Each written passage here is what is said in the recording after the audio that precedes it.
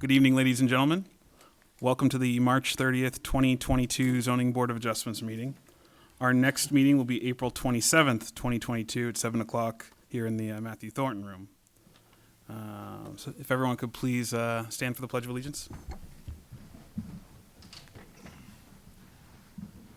I pledge allegiance to the flag of the United States of America and to the republic for which it stands, one nation, under God, indivisible, with liberty and justice for all.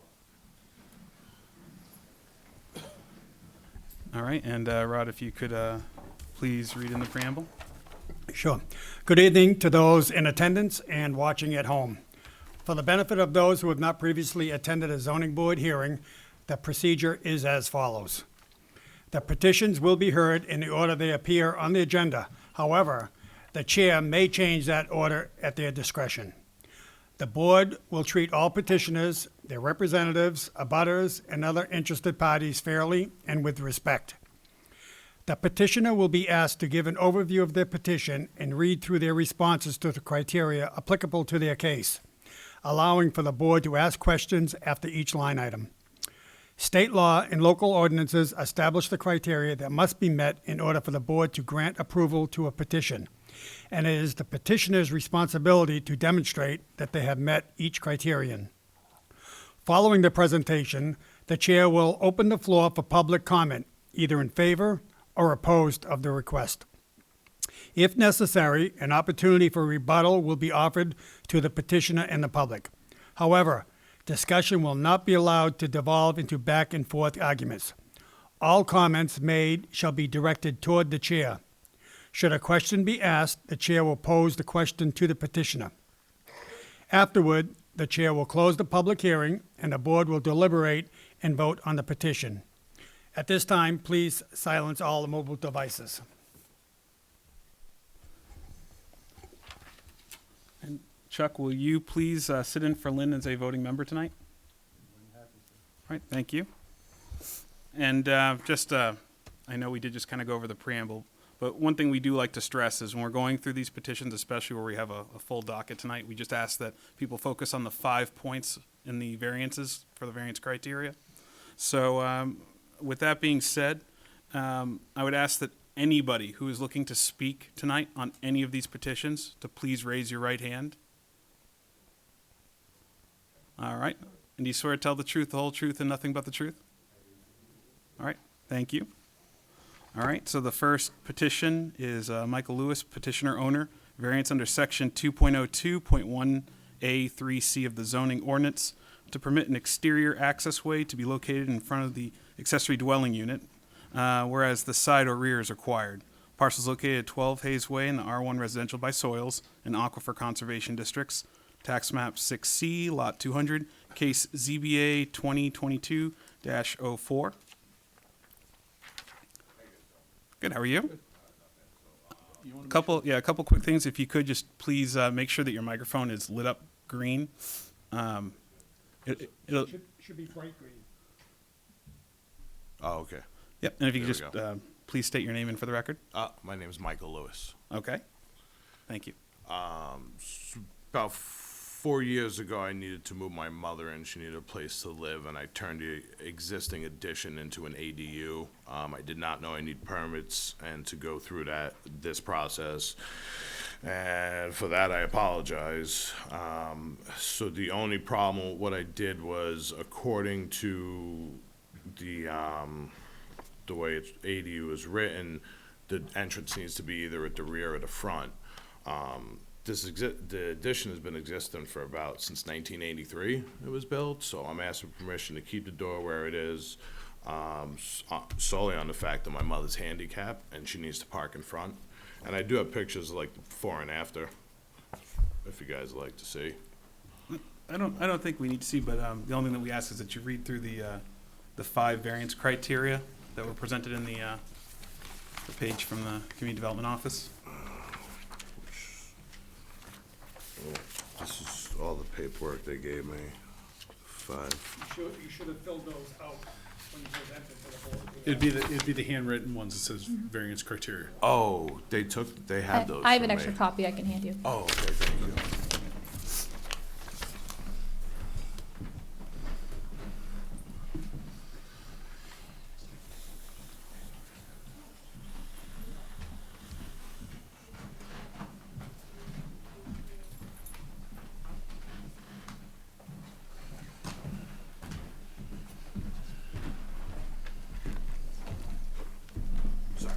Oh, no problem.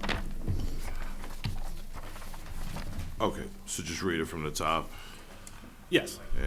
A variance has been requested from section criteria number 3 in order to permit entrance door to remain at the front of the dwelling. Granting the variance would not be contrary to public interest, because this has been an existing door since 1983. Actually, we'll just stop between each one in case there's any questions. Oh, I'm sorry. No, that's okay. The spirit of the ordinance is observed because I actually left that blank. I didn't quite know what you guys are looking for an answer. So, unfortunately, we're kind of restricted and we can't really tell you how to fill it Okay, out. So, So, I mean, the spirit of the ordinance is oh, okay, no, actually, I get the spirit of the ordinance is observed because, I believe the town is trying to make sure that it doesn't look like a duplex or a double family dwelling. Exactly. Okay, perfect. Granting the variance would be substantial justice because the person who is occupying the ADU, which is my mother, is handicapped and would not be safe to force criteria number 3 in this matter. Granting the variance would not diminish the values of the surrounding properties because the residence is set back a couple hundred feet from the road, and as stated before, the door has been located there since 1983. okay. I got that one here. Unnecessary hardship. Owning to the following special conditions of the property that distinguish it from other properties in the area. Explain how no fair and substantial relationship exists between the general public purpose of the ordinance provision and the specific application of the provision to the property. And I wrote, it has been, B, the proposed use is reasonable, one, because there has been an existing door since 1983, and I would like to keep the accessible conditions for my handicapped mother. It also sounds like an unnecessary hardship would be, obviously, a handicapped person trying to navigate around the side of the house so, Yeah, and another reason why to keep that door in the front. I'd say another good unnecessary hardship in that regard also is the fact that it's already in existence. The cost to move that door would not necessarily equate to any benefit that anyone else in the neighborhood would receive from you having moved the door. So we definitely understand the hardship in this. I guess with that being said, does anyone on the board have any questions regarding this petition at all? Seems pretty straightforward to me. Okay, yeah. So, thank you, by the way, for reading that out to us. Thank you guys for hearing this. So what we do now at this point is open up to the public. Is there anyone that's looking to speak in favor of this petition? Anyone looking to speak against the petition?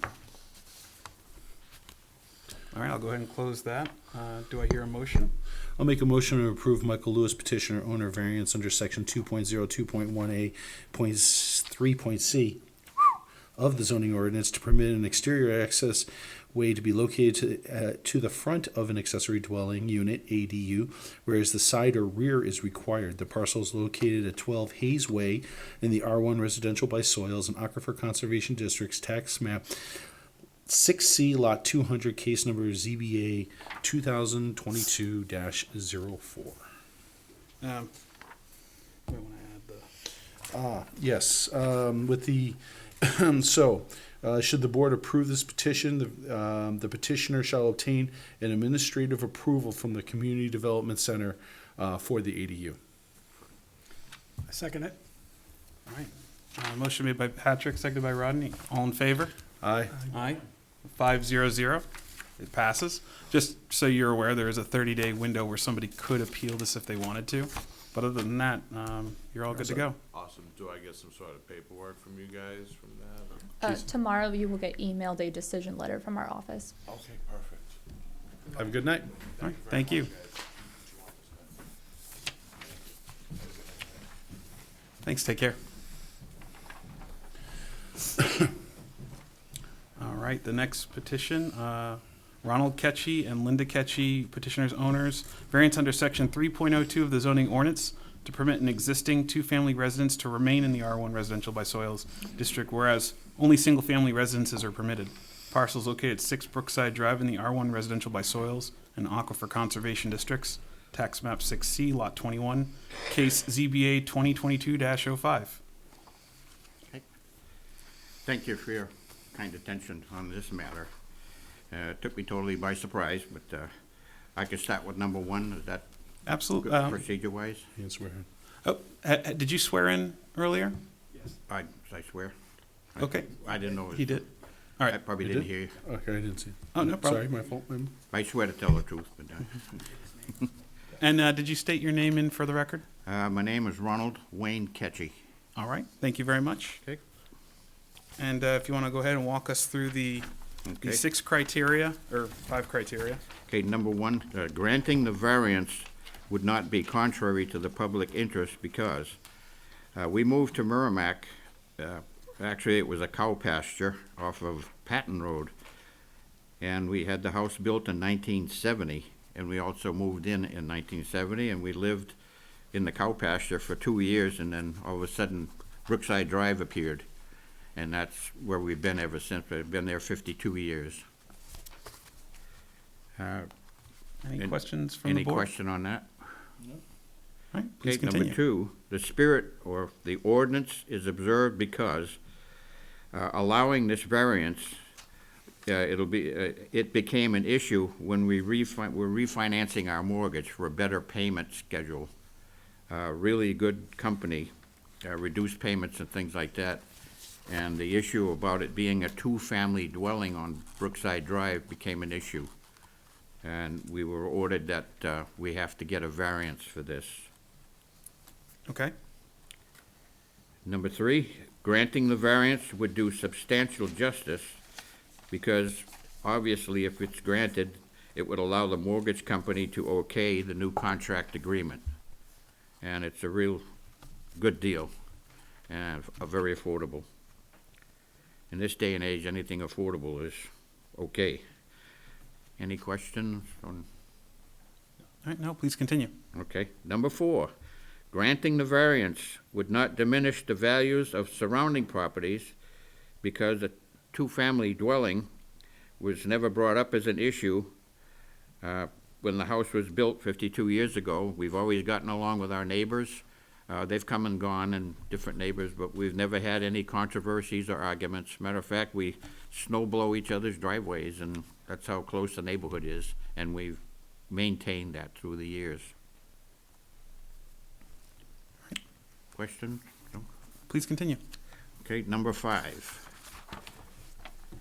Owing to the following special conditions of the property that distinguish it from other properties in area, explain how no fair and substantial relationship exists between the general public, purpose of the ordinance provision, and the specific application of the provision to the property.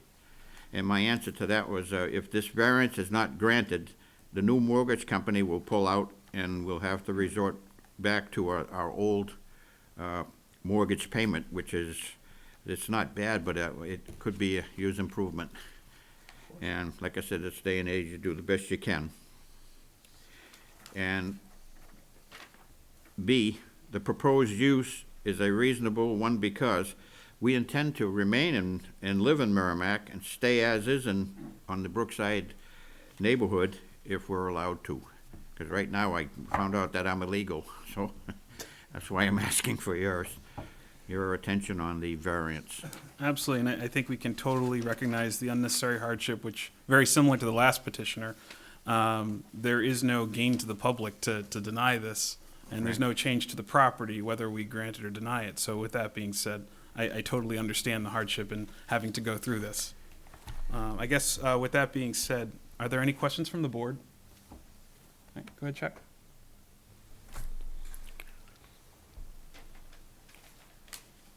The justice in this particular situation stands on its own, but I think we would be remiss if we didn't also mention the justice in regards to what you have given the town of Merrimack. In all your years of service with the Merrimack Police Department and all the kids that you helped keep out of trouble and participate and participate and participate. Thank There's where the real justice lies, in the people that we really respect for what they have given to the town of Merrimack. Thank you. Well said. I guess with that being said, we'll go ahead and open it up to the public. Is there anyone looking to speak in favor of this petition? I didn't swear in earlier, I was a little bit confused. Oh, sure. If you could, please come up to the microphone.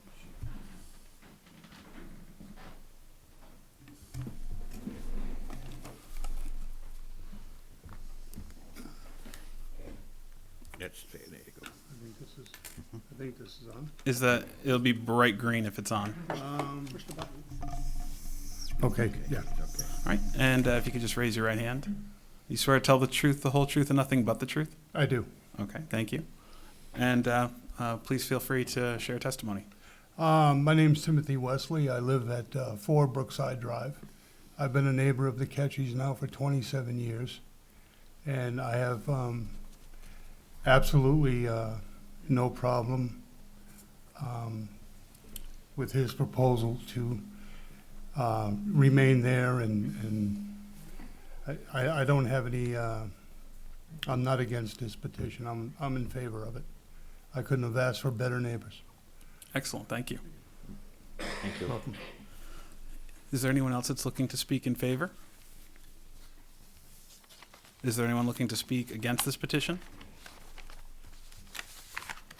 All right, I'll go ahead and close the public portion of this. And do I hear a motion? I'd like to make a motion.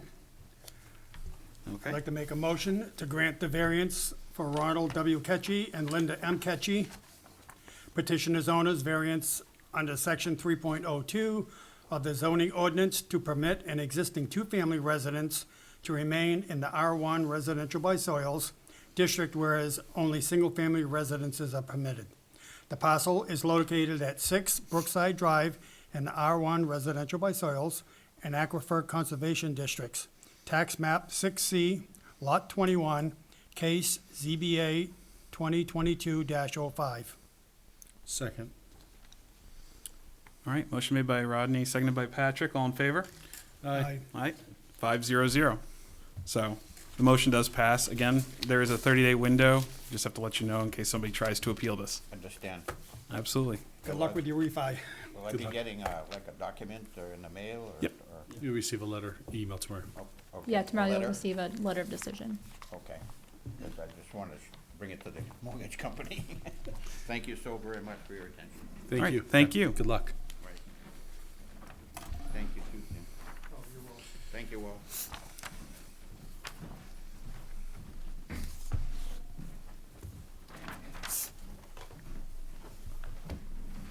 All right, so we're on agenda item number 5, if I can say that. Governor's Hill Court, petitioner owner, variance under section 3.02 of the zoning ordinance to permit construction of a single-family dwelling approximately 32 feet from the front lot line, whereas 50 feet is required. Parcels located at 33 Constant Street in the R1 Residential by Soils District, tax map 6D, lot 136, case ZBA 2022-06.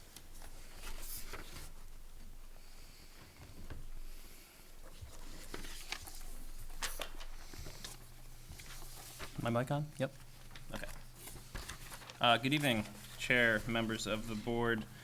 Brett Allard with Shaughnessy Raish for legal counsel for the applicant Governor's Hill Corp. And joined with me to my left is a representative of Governor's Hill Corp, Dana Fenton.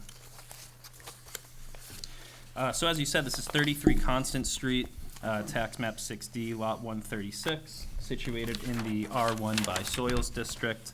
It's currently a vacant lot and will be serviced by private septic and MVD water.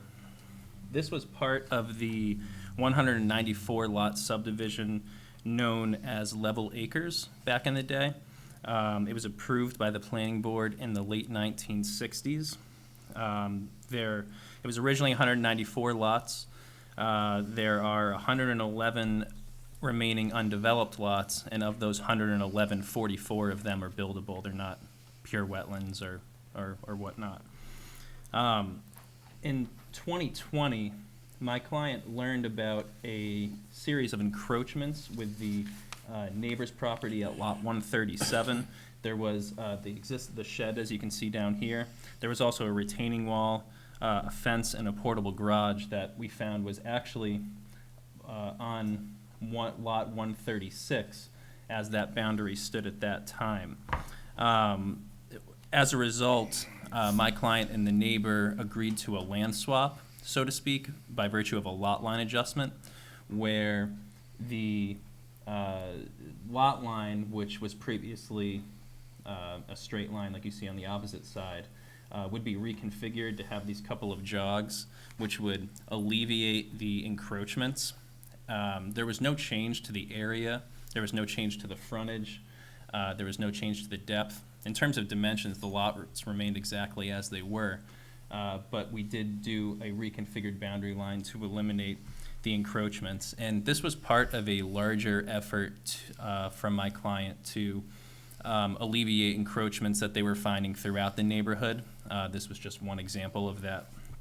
So in case 2020-18, in June of 2020, this board granted a variance from section 302 of the ordinance to permit following a lot line adjustment, a lot with 26,000 and change square feet where 100,000 is required, 150 feet of depth where 300 was required, and 150 feet of frontage where 250 was required. Again, those were the dimensions that were before the lot line adjustment. It's just based on the reconfigured boundary line. It eliminated the or forfeited the pre-existing non-conforming status of the lot, as it were. The planning board subsequently approved the lot line adjustment plan, and it was recorded in October of 2020. So, as things stand today, this is a fully permitted legal lot of record. What we're proposing to do now is just construct a single-family home on it, as you can see on the plan. The town has taken a position, at least in accordance with a memo that I received back from 2012, that this subdivision is a vested subdivision, in that development on lots that maintain the grandfathered status would only need to satisfy the requirements that were in effect at the time of the late 1960s. That would be 30 feet in the front, 20 feet on the side, and 60 feet in the back in terms of setbacks, and that's represented by the yellow box that you can see on the plan. That would be the building footprint if we only had to follow the regulations in effect in the late 1960s, pre-lot line adjustment. And as you can see, the proposed house fits squarely within that building envelope. So this would have been permitted under the regulations in effect at that time. So I do have one quick question. So basically what you're saying is that had we not gone through that variance 2 years ago, this would not have needed a variance? Correct. Or had we built the house first. Either way. Okay. Yeah. Then Thank there wouldn't have needed to been a variance from the board. I did also see in the staff memo that there was reference to section 305 of the ordinance that perhaps this pre-lot line adjustment may have been subject to the non-conforming lot setback standards. Those are actually less stringent than what you see on the yellow box, so we would have satisfied those as well. Either way. But since the lot line adjustment sort of sacrificed the pre-existing non-conforming status, we now have to satisfy the current regulations of section 3.02 in the R1 by Soils district. That's represented by the blue box that you see on the plan. That's our current building footprint. 50 front, 30 side, 60 rear. It's a lot more narrow than it was before. It's much more reduced than it was before. That being said, we are fully compliant on the rear side, and we're fully compliant on both side setbacks. All we're looking for from the board tonight is a variance to reduce the front yard setback to 32 feet where 50 is otherwise required. That's all I have for sort of a high-level overview before we dive into the criteria, if there's any questions. Does anyone else have any? Yeah, thank you for going over, because that does help us understand a little bit about why we're here tonight. Mm-hmm. So granting the variance would not be contrary to the... I'm sorry, Chuck, you had a question? Sorry, Chuck. I'm referencing this particular sheet, and the relocated lot line for the adjacent lot, number 137.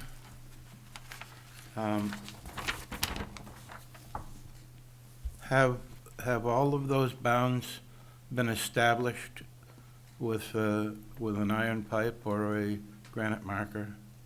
I believe all those were put in because we had to get the plan signed and recorded, You believe, but you don't know. to the best of my knowledge. That likely would have happened as part of the conditions of the planning board approval in 2020. Well, I know from my own personal experience, it's often very confusing where a lot line is between one house and another house. And very often it's just kind of dismissed, if you will. It's, oh, it's, from that big tree down to the sewer line, which of course isn't sufficient for the kind of acquiescence that you're looking for.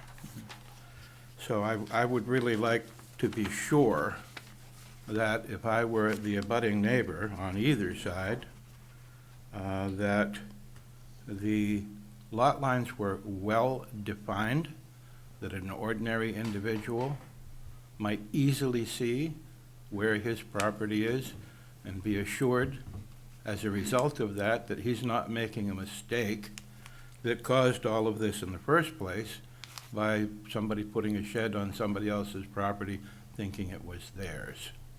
So I think it's critical that the lot lines be established with a bound, whether it's a granite post or an iron pipe, at every intersecting line dividing the two parcels. That's certainly a good point. Well taken. We can definitely follow up on that and check. I don't know that we have the information tonight to know whether there's been iron pipes set on all those meets and bounds, but we can certainly follow up on that. Well, it could be made a condition of the variance as well. That's certainly true. All right, thank you. If you want to please continue to the granting the variance will not be contrary to the public interest. Yes, for a variance to be contrary to the public interest, the proposal has to conflict with the ordinance so much that it violates basic zoning objectives. And the relevant tests are whether the proposal will alter the essential character of the neighborhood and whether it threatens public health, safety, or welfare. Here we have no alteration of the essential character of the neighborhood. Many homes, including on lot 137 next door, have dwellings that are within the 50-foot front yard setback because, again, a lot of these lots only had to meet either the 1966 or the non-conforming lot standards, which are much less stringent and only require a 30-foot front yard setback.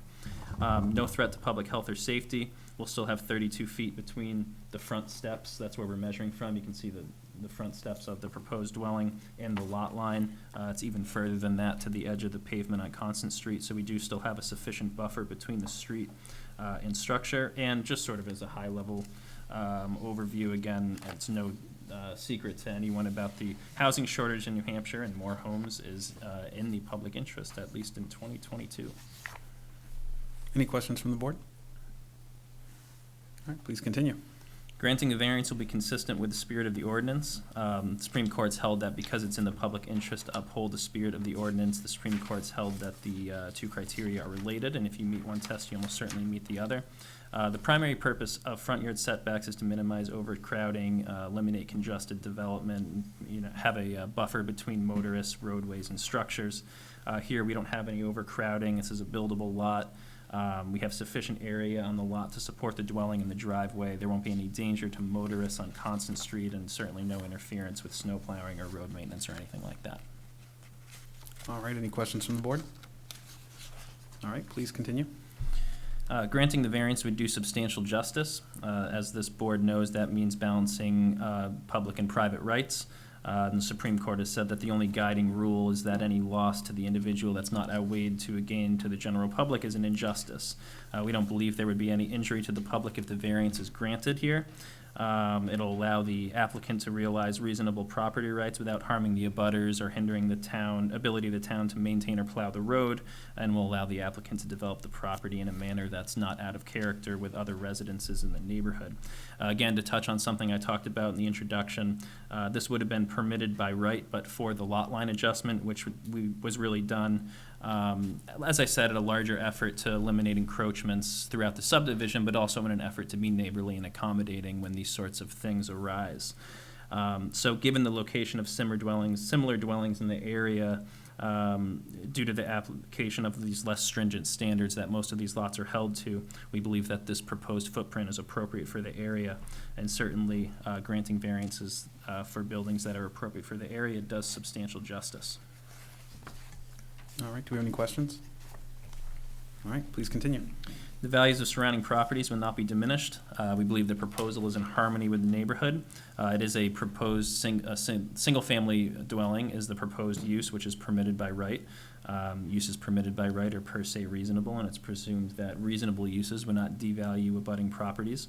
We're not seeking any side or rear setbacks in order to build closer to any abutters than is otherwise required, even under current zoning regulations. And so we don't believe surrounding property values will be diminished. In fact, we have a letter from the neighbor, from Richard and Marilyn Brown. They live at right here on lot 137. And I'm just going to read it into the record. The board may have this in their packet, but if not, I'll read it into the record.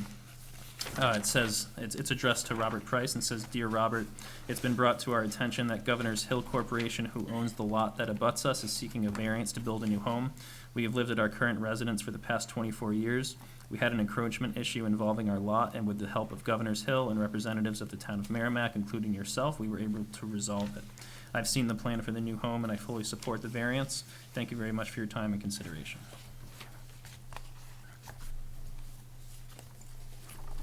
All right, thank you for reading that in. Do we have any questions so far from the board? All right, on to unnecessary hardship.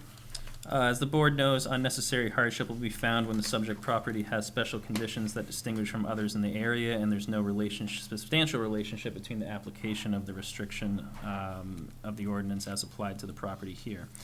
This lot has several special conditions. Again, it's part of a vested subdivision, but unlike other lots in the area, it's subject to current zoning regulations due to the reconfigured boundary. The result is a reduced and narrowed building envelope with very little buildable area. But the proposed dwelling is fully compliant with regulations that apply to most other lots in the subdivision, like I've talked about the older 1960 ones, or the pre-existing non-conforming standards in the zoning ordinance. So owing to these special conditions, there's no fair and substantial relationship between the purpose and application of the zoning ordinance's current 50-foot front yard setback requirement here. Again, there's not going to be any overcrowding or overdevelopment, no dangers to motorists or interference with plowing in the road. The reconfigured lot line doesn't affect the ability of the lot to support the proposed building and driveway. And in sum, the purposes that the zoning ordinance seeks to protect are not in any way threatened if the variance is granted. And for those reasons, we would also submit that the proposed use is reasonable. Single-family residential use permitted by right, per se reasonable. So that concludes the 5 criteria, and I'm happy to answer any questions. Absolutely. Any questions from the board? All right. In that case, what we'll do is we'll go ahead and open it to the public. Is there anyone looking to speak in favor of this petition? Anyone looking to speak against this petition? All right. So one at a time, if you guys could come forward, just state your name, where you live, and let us know your opinion.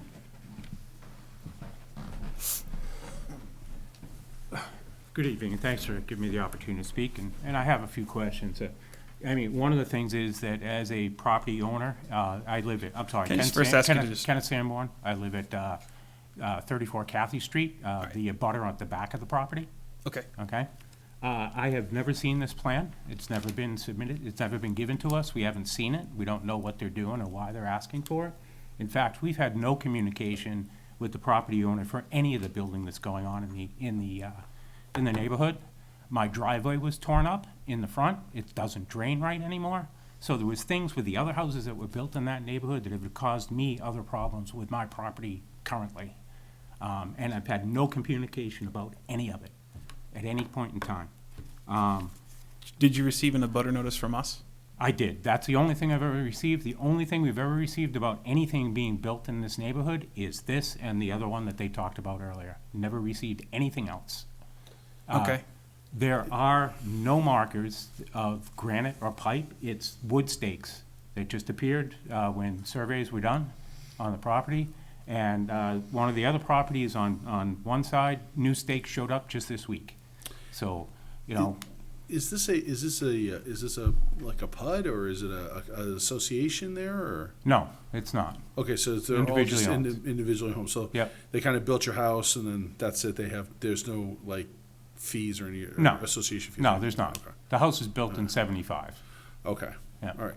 And so you're saying that people have that based on construction, that your driveway was damaged based on construction of other homes? They put in sewage for the other homes across the street, so they tore up the street. The street was torn up. We weren't That would notified. have been the town that would have probably done that, right? Yeah, the town, well, it was American Excavators, I'm not sure. Okay. That was. Would have been the town. Would have been the town. Yeah.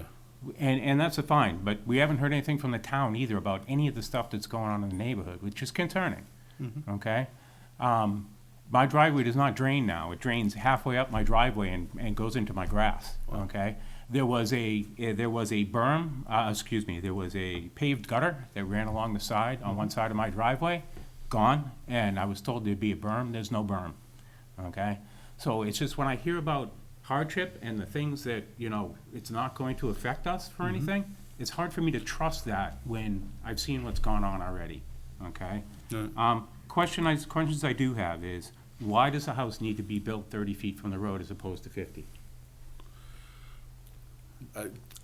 So the context of the variance tonight Yeah. isn't so much that it has to be built 30 feet from the road. It's that they had the ability to build it 30 feet from the road up until 2 years ago because of a previous variance, so that the next door neighbor could maintain a fence that they have on the property. So by allowing that neighbor to make the adjustment so that they can maintain their fence, that took away their ability to rely on the property being grandfathered into this old zoning. And don't get me wrong, obviously, as a butter in the back, I don't want it built further back. I'm fine with the 30 feet, but I just wanted a chance to voice some other things about what's going on in our neighborhood, and we get no notification about anything. Anything. I've been living in a construction zone for 3 years, and it's been disastrous. So it's just that. And then I have not seen this plan, so I just wanted to see where the house is being built, where the septic tank is going on the property, because it's So septic. a lot of that stuff is going to be planning board related, so we're not necessarily going to be discussing the septic. That's fine. I understand But that. I recommend going guess- to that meeting when they I get guess there. my Rich, this question is is, not going to where the do we planning get, board. This is where not do going to we, the planning board? No, but it's just a single-family Yeah. home being built on an existing lot. There's no reason for this to go before the planning board. Interesting. So what's the follow-through on questions that our abutter has? As far as questions about the construction, that would be the Public Works Department that you would want to visit. okay, the same department that told me I wasn't gonna lose footage in front of my yard, and I lost 3 feet in front of my house when they did the road. Here's the point, and then the only point I'm gonna make, and I know it probably doesn't have anything to do with the variance, is where do we go to get answers about what's going on before we're sitting in a meeting like this about something like this? Community development. Okay. And then just one last question, and then I don't know if this matters on this or not. As the abutter on the back of the property, there's going to be excavation done. That hill is already eroding, and I just want to know how far back it's going to be dug out and what's going to be done to keep that hill from eroding further. It's a fair question. Yeah. And we don't have we don't have the exact build plans as to where that is going to be, but that's a good question. The plans would be what, Public Works? Or does community development have them? Or you don't need them? This plan won't come to community development. Likely it would go to the building department first when they go to pull their foundation permit. So I would visit building. Okay, because again, they've excavated other properties in the neighborhood right up to the tree line with these big steep things, and the water drainage is washing away land that currently it has been for a couple of years. So I just get concerned about my own property in I that would, case. yeah, I would wholeheartedly make sure that you, I would definitely, you know, And reach where out would to that those be again? offices. Which office? The building department is located at the fire office. I can get the address for you. Okay, thank you.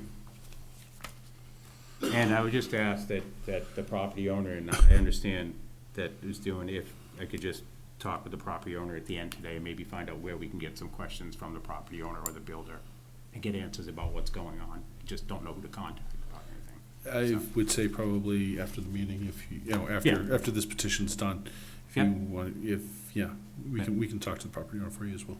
Okay, thank you very much. I appreciate it. Absolutely. Thanks for your time. All right.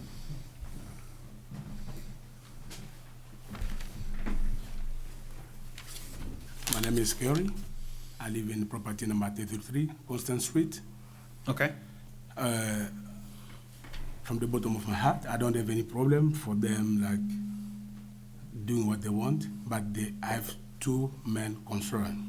The first one, we didn't have identification way of our plot, because parting from his experience, he lost 3 feet, and then from what I see is happening around my yard, I feel like I'm already losing some of the feet as well.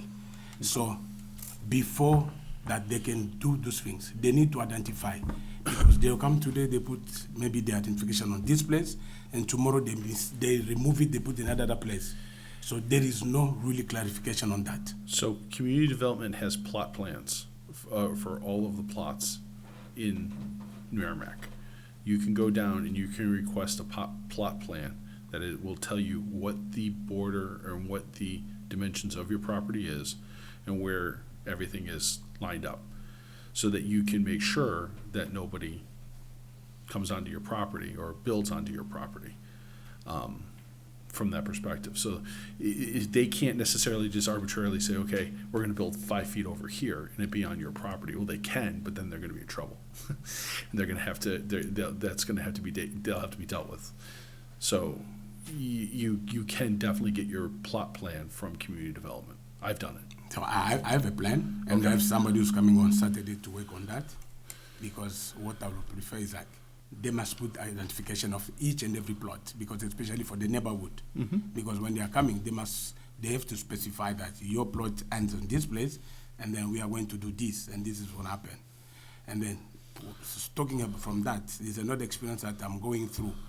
The house that has been built behind my house, there is a pipe of water, draining water, which come and end in my yard. So if there is a water that have to go out, it should have to drop in my yard, and they didn't get a plan like they can get somewhere to drain it somewhere else, because the way they left it, yeah, it will be you'd have to go draining to in my property. You have to go to community development on that one. That's not something we can address here right now. You're talking about a house that's already there, or are you Yes. talking about this house?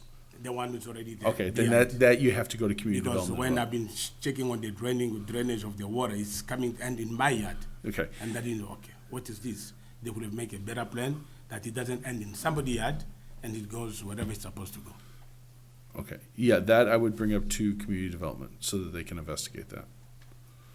Because that, I mean, we're talking about this particular plan right now, that not, you're talking about something that's already existing, right? Yeah, that's something we don't have that authority to make any call on that at this point. It's already there. Oh, okay.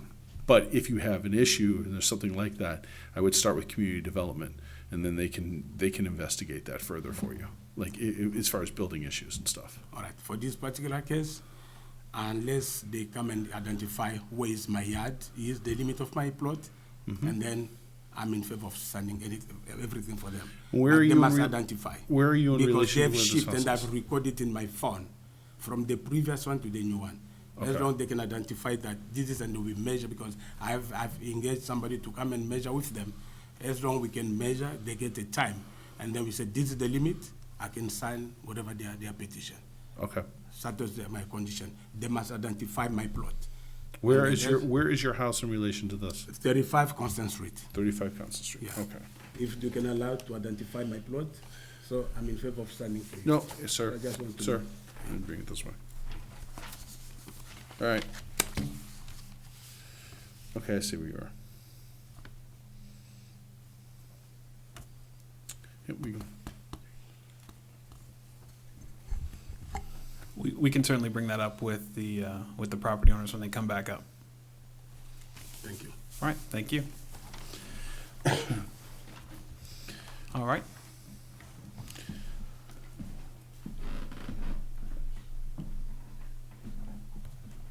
I'd like to take a look at that plot plan. I am Howard Burgess. I live on 32 Cathy Street. So I'm just on a corner of the lot. Can I take a look at it just a sec? Show you where I am? Sure. Yeah.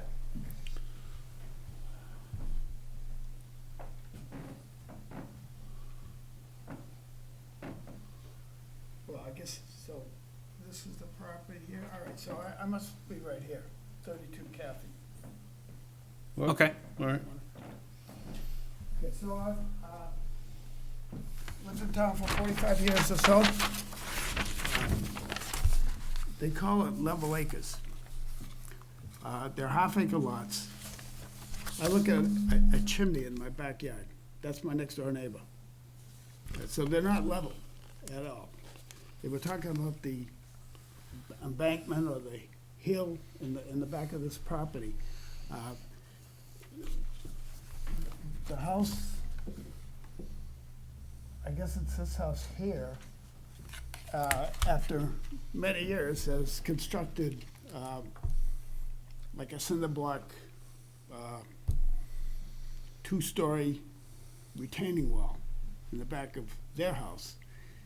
This lot has got a similar situation, and now that they've cut all the trees, they've undercut the trees on his property, and let's see where I was going with this. It's a half-acre lot. It's going to be jammed right up against the embankment, the hill in the back. Where are they going to put the septic system? In the front or in the back? I don't know where they I mean, it's a good question. We could I- talk about it, but that's really not what we're looking at tonight. It must be in the front like Mr. Brown's. 32 foot, that's where they're gonna put it, in front of the house? Anyway, they talk about hardship. Mr. Foster owned these lots for as long as I've been there. He's the one that had the hardship. He tried to unload those properties, those lots, and he couldn't do it. Fortunately, he was able to, his estate was able to sell it after he died. But those are the guys that had the hardship. The Fosters in his estate. I hear all these variances and waivers. They talk about justice. I don't understand how you can grandfather in property that's subject to the laws of 1960, when a guy comes in and buys the property. That just doesn't make any sense to me at all.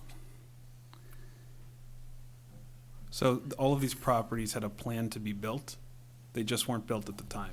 Right, but because they weren't buildable. They didn't meet the criteria, is my understanding. They perked the ones across the street from me several times. They always waited till a dry season because they couldn't perk in the spring.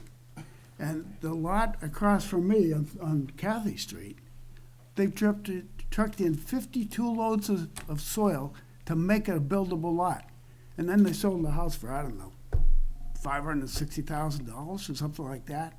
And then they wonder why, when they sprayed in lawn last fall after the freeze, and now they got soil running down their driveway, across their garage mouth into the swamp. The drain on my property, which also goes between those two houses on 32 Cathy Street, 32 35 and 37, I guess it is. That drains right into the swamp. They told me that's not wetlands, that's clean. I just don't understand the system. When they clear cut that property, we live on this hill above Reed's Ferry School. The wind whistles up that hill. They clear cut the property, and now Mr. Brown's tree, which is about 50, 60 feet tall, big pine, whole bunch of big pines, but one of them was now getting hit by that wind because they clear cut the trees. There was no windbreak. And so it fell onto my property and it's hung up on a tree and another tree. So it's a 60-foot tree hung up on a branch. And I talked to my insurance agent and they said, well, if it doesn't fall to the ground, we're not paying for it. And besides, it's $500 and you're only covered for $500. And so I got a crane operator come and take a look at it because there's so many big pines there. They're huge, 50-foot pines. If they ever went down and hit my house, they'd go right through the roof. So I was, pardon? So anyway, I was quoted like $7,000, a $1,000 pine tree to get a crane in there to take them down. So even though it was Mr. Brown's tree, he suggested, well, I'll help you pay for it. Well, not at that price he won't. So there are hardships that are created when you build on these properties on the side of a hill that aren't realized. People don't realize they're just looking to sell a house, build, make another $560,000 house and sell it and get rid of it. It's not helping the neighborhood. It really isn't when they build on these properties that are borderline on level acres, So, I don't understand how you guys could let houses be built like that. so the reality is that they can build on that property. We're not denying that. The question is whether or not we're going to allow them to use the grandfathered. The waiver. Yeah. Yeah. So, even if we were to deny this variance, that doesn't stop them from building. Probably not. In fact, I mean, maybe they'll come up with a design that's more that will erode the natural habitat a little bit more just because we denied it. You know what I'm saying? So Yeah. I don't think I understand your problem. I don't see that problem correlating to this particular variance. Is what I'm saying. Because, like I said before, let's say we say no to this variance. That doesn't stop them from building. They're still going to build something. Well, they'd have to get another variance, wouldn't they? No, they just have to move the property or build it differently. Move the property? Yeah, or smaller. There's a lot of things they can do with this property that we're not stopping them from building in any way, shape, or form. The only thing we're talking about is to where they build the property. We're saying they can build it closer to the front of the property rather than pushing it further back on the property. That's what we're talking about. So they're going to build something, long story short. Cut into that hill more. And make it Exactly. more unstable. So the question is, does it make sense to make that debate and risk pushing this thing further back? Is that the better outcome? I mean, because I honestly don't know. Probably not. So, yeah, so my point being is that even if we denied this variance, they're going to build something. Yeah. They certainly can. I just don't understand what the system of laws are that restrict building on these marginal pieces of property. I just don't understand that. I don't understand how they can be grandfathered in. From Well, actually, 1960. Since you ask, we have a couple of these books here. You can see exactly how thick the books are that go over all these laws. I can imagine. I mean, so if you got some time on your hands, you can certainly pick one up and read it. I have time on my hands, but I'm going to use it for something else. Exactly. Thank you. Thank you. Anyone else looking to speak regarding this petition? All right, I will go ahead and close the public and have the petitioners back up.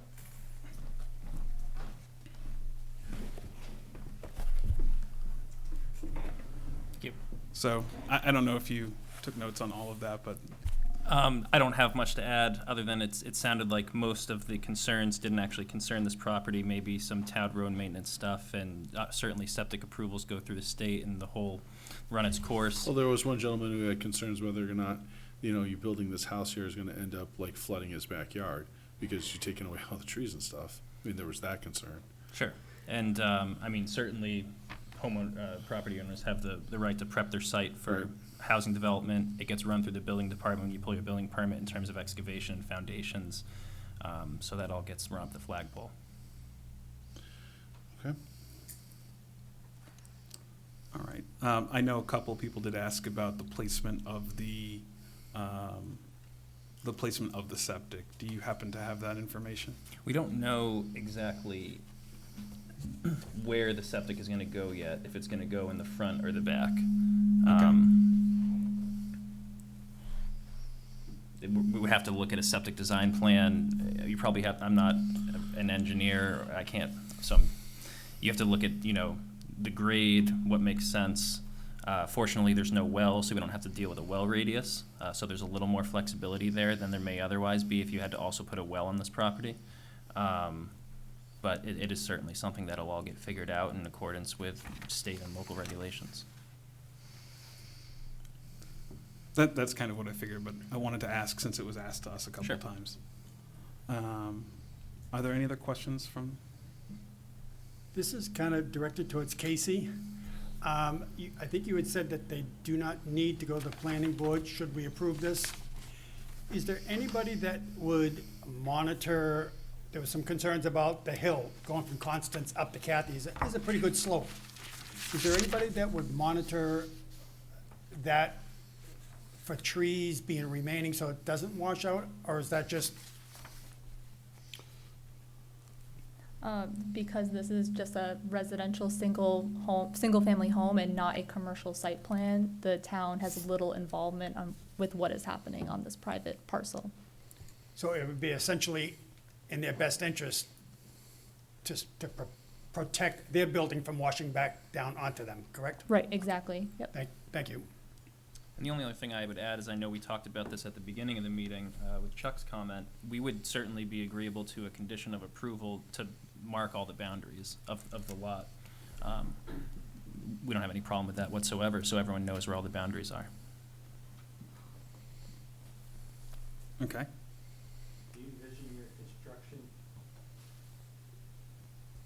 Do you envision your construction altering the existing topography such that it would adversely affect the surrounding neighbors relative to water drainage? I am not an engineer. I know that if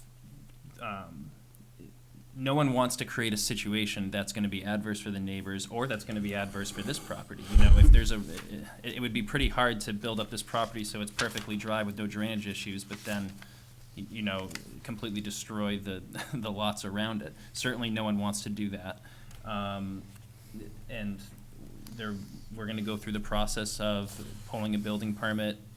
Foundation plans, excavation, grading. I know there's no more than 10% grade on driveways in Merrimack. That gets looked at when you pull a driveway permit. So no, we don't have to go to planning board because this isn't multifamily or non-residential. But certainly this is not our last stop before a shovel goes in the ground. So we think these concerns would be vetted. Again, I can't speak to, I'm not an engineer or construction expert. If the board has serious concerns about this stuff, we could certainly come back at a future meeting and have someone speak to that. But I'm giving you the best I can right now with the information I have and the nature of my professional expertise. I guess, what are the thoughts of the board?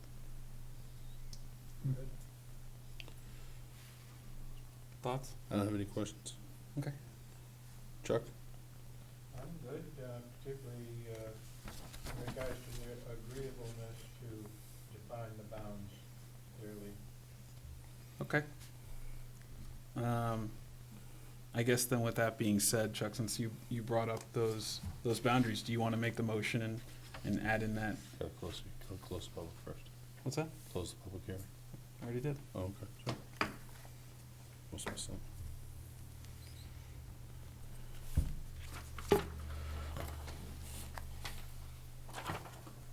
I move that we approve the variance sought by Governor's Hill Corporation under Section 3.02 of the zoning ordinance to permit construction of a single-family dwelling approximately 32 feet from the front lot line, whereas 50 feet is required.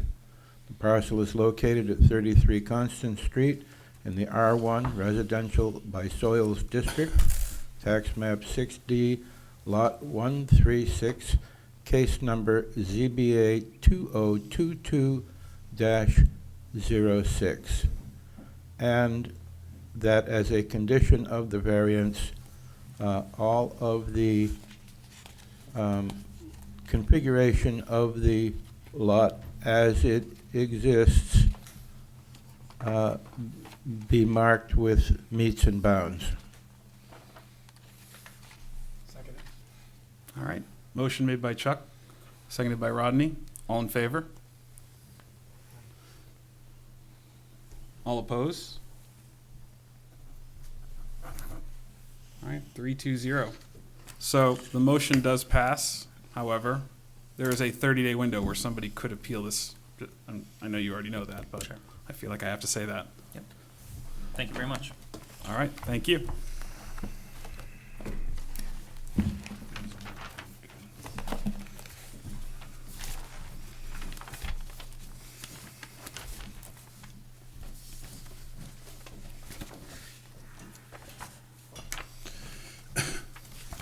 All right.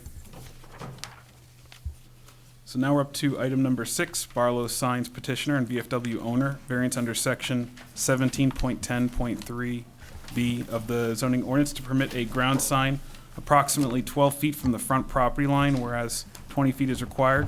Parcels located at 282 DW Highway in the I-1 Industrial, Aquifer Conservation, and Planned Residential Overlay Districts. Tax map 3D-2, lot 12, case ZBA 2022-07. Hello? Hi, good evening. My name is Brandon Courier. I'm from Barlow Signs, here with Paul from the VFW joining members. We are here this evening seeking variance approval for setback for our new sign. Just give you a quick overview. We're going to be replacing with like size. We're going to be replacing a non-conforming sign with one that is more conforming with a 0-foot setback.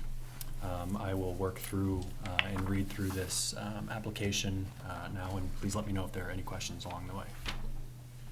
All right. So as noted, the replacement of an existing pylon sign located within the state right-of-way with a new pylon sign at a setback less than required of 20 feet. Sign will contain a electronic message sign, which shall meet the ordinance for the change of messages and so forth. Granting the variance would not be contrary to the public interest because the VFW has enjoyed a pylon sign adjacent to Daniel Webster Highway for over 40 years. Recent proposal to update said sign has exposed the need for any new sign to meet today's ordinance. Public interest is met to the wayfinding public, want signage that directs them safely to this property on a very busy roadway, needs proper identification.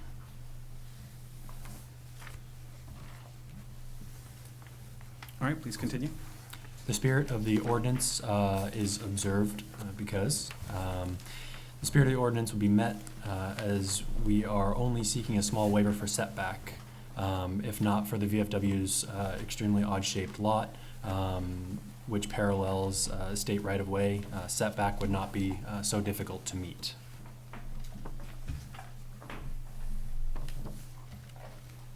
So, just one quick question. Yes. Is this, I'm assuming this picture is indicative of where the sign will be placed? That is correct. Okay. Yes. Yep. Any questions from the board? All right, please continue. Okay. Granting the variance would do substantial justice because substantial justice will be met. Granting the variance will allow the VFW to update their existing signage to a more modern form of identity, maintain site recognition as they have benefited with their current sign, which must be removed due to its current location within the state right-of-way. All right, any questions? Yes, Chuck? This is a good opportunity to introduce yourselves to the townspeople of Merrimack who may be watching and do not or are not aware of the rich history of the VFW and what it actually does in our community. So I guess I'm trying to give you a little bit of an opportunity to have a public service announcement along with your presentation. Well, I'll thank you for that. My name is Paul Roy.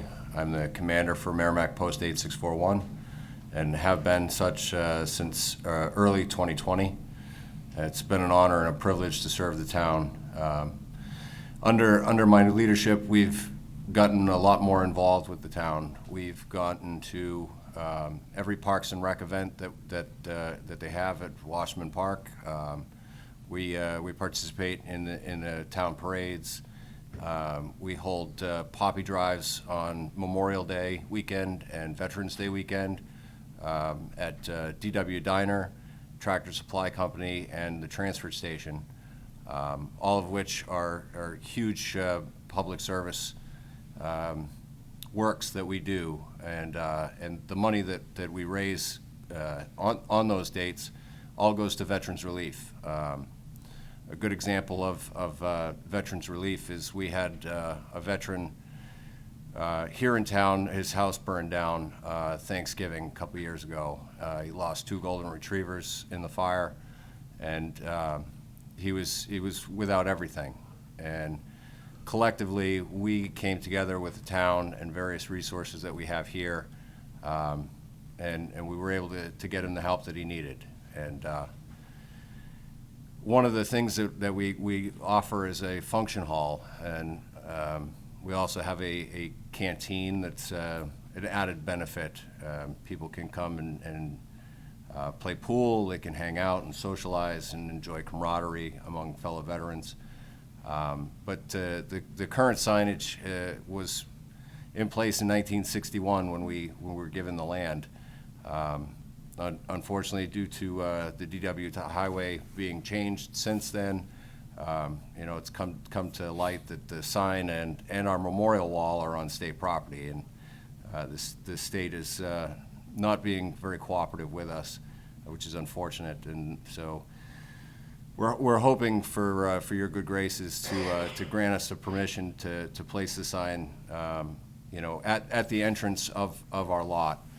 Where it's not going to take away from any parking spaces, it's not going to impede traffic in any way, it's not going to hinder vision from Smith Road or Daniel Webster Highway, and hopefully give the public more of an understanding that we are there, and if they ever need us for any reason, that's where we are. Thank you, Paul. Thank you.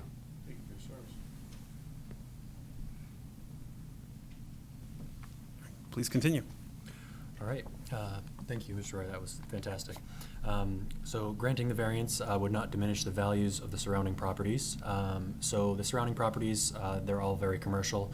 The proposed sign, as he mentioned, is a huge improvement. It'll be able to provide messages to the public. It'll help aid the wayfinding public, and it will not affect the surrounding properties negatively. This will be a positive change for this lot. Any questions from the board? All right, please continue. Unnecessary hardship under Section A. The current VFW sign has very quietly existed without issue, a sign that has aided the wayfinding public. Upon recent sign application to replace the existing sign, it was, as noted, it was discovered that it was on state location, on state property. It must be relocated to a different portion of their property. The oddly shaped lot does make it feasible for placement of a new sign, or I'm sorry, it does not make it feasible for a 20-foot setback on this current lot. So that's why we are seeking relief for a 0-foot setback. And as mentioned, it's not going to, in this location, it won't take up any parking spaces, valuable parking spaces, and so forth. All right, so just to summarize, it looks like the sign is being relocated from right up against the road to Yes. being recessed further from the road. Correct. And in the parking lot, but not in anywhere where it's going to interfere with parking. I guess the only thing that I kind of wonder is,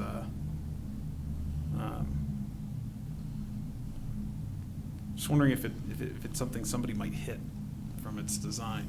Is that neither here nor there? Something I'm curious about. There's always a potential. I mean, there are measures that can be put in place to help cars not run into something like that, but. I mean, it's certainly a beautiful sign. Yeah. I'll definitely say that. All right, so do we have any follow-up questions from the board? All right, I guess what we'll do now then is open this up to the public. So is there anyone that's looking to speak in favor of this petition? Anyone looking to speak against this petition? All right, go ahead and close the public portion. Do I hear a motion? Make a motion to approve Barlow Signs petitioner and VFW owner variance under section 17.10.3.b of the zoning ordinance to permit a ground sign approximately 12 feet from the front property line, whereas 20 feet is required. Parcel is located at 282 Daniel Webster Highway in the I-1 Industrial Aquifer Conservation and Planned Residential Overlay Tax Map, Tax Map 3D-2, Lot 12, case number ZBA 2022-07. All right, motion made by Patrick, seconded by Rodney. All in favor? Aye. Aye. 5-0-0, motion passes. As before, just so you know, there is a 30-day window where somebody could appeal this if they wanted to. But other than that, thank you guys very much and good luck. Thank you for your service. Thank you very much. Thank you very much, everybody. Have a great evening. You as well.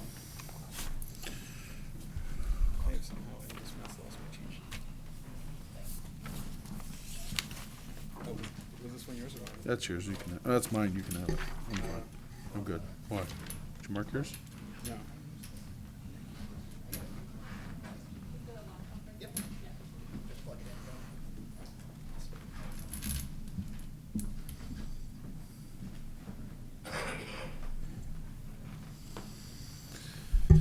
All right, next petition, Bernard Boucher Revocable Trust, petitioner owner, variance under section 3.02.a to allow 3 lots to be created, requiring subdivision approval from the planning board, with frontages of 145.52, 150.02, and 150.03 feet respectively, whereas 250 feet is required, and contiguous upland areas of 81,328, 59,000, and 33,767 square feet, respectively, whereas 100,000 square feet is required. Parcel is located at 69 Bean Road in the R1 Residential by Map and Aquifer Conservation Districts, Tax Map 6B, Lot 141, Case ZBA 2022-08.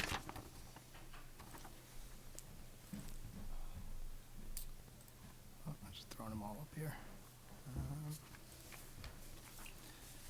Okay, all set, Mr. Chairman? Do you guys Yes. have this in front of you, or is it just? Yes, here? we do. Yeah, all right, awesome. All right, good evening. My name is Matt Peterson with Keach Nordstrom Associates, here representing Ben Bouchard for the proposed variances on 69 Bean Road. Looking at the aerial here, 69 Bean Road is located at this location here. We take a look at the parcel, the existing parcel. There's an existing house on it currently. It's approximately 20.5 acres in size. The uniqueness of this parcel is the Babusick Brook runs right through the middle of the property.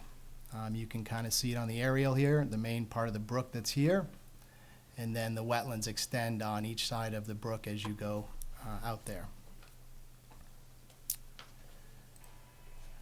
One of the wasn't me. I'm like, where did I hit that button? One of the interesting things about this parcel is that it is located right on the district line.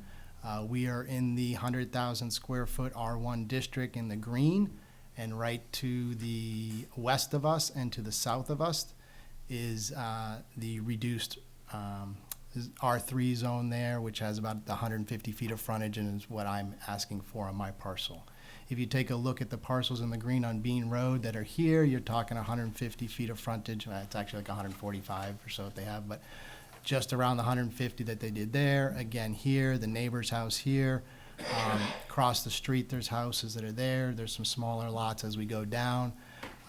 So this client came to me about 8-9 months ago looking at the parcel and wanted to know what we could do with it.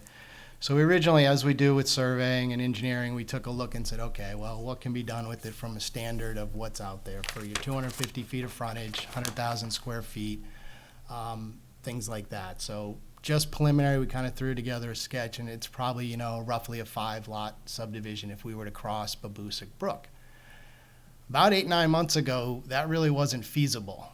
The world has changed a little bit in that last 8 to 9 months, and the amount of money that people are getting for lots is just, I live up in Henniker, New Hampshire, so I'm blown away with what's down in this area here. But obviously we know the lots have gone up in value. I still, based on this location, and you'll see this spoken to a lot in my presentation tonight, is what fits into the neighborhood. You know, I've learned a lot, and you heard from the previous attorney, the 01 and the 09 requirements of hardship, and how it was changed to basically, you know, are you fitting into the neighborhood? Is it, you know, is the characteristics of the neighborhood changing from what you're proposing on this? So again, I went back and kind of looked around at what was out there. I came forward with this board for an application just down the street for 105 Bean Road. That's under construction right now. It's a little bit smaller house than you're seeing. It's not a McMansion. You know, your typical that they're throwing up everywhere now and going for crazy numbers. These are smaller houses that fit into the area, price-wise and everything like that. So I took a look at the front of the parcel and I said, okay, you know, based on what's to the west of us, as far as lots that are set up, and then, you know, you look at this lot, and it seems to me that it was intended to be cut into 150-foot lots when you consider that I'm asking for a variance for 150, 150, and 145 for the existing house. So I spoke to the client, said, listen, let's put something together. Let's go out and do the survey. Let's map everything that's out there. And then let's go forward and see what we come up with. So with that, we proposed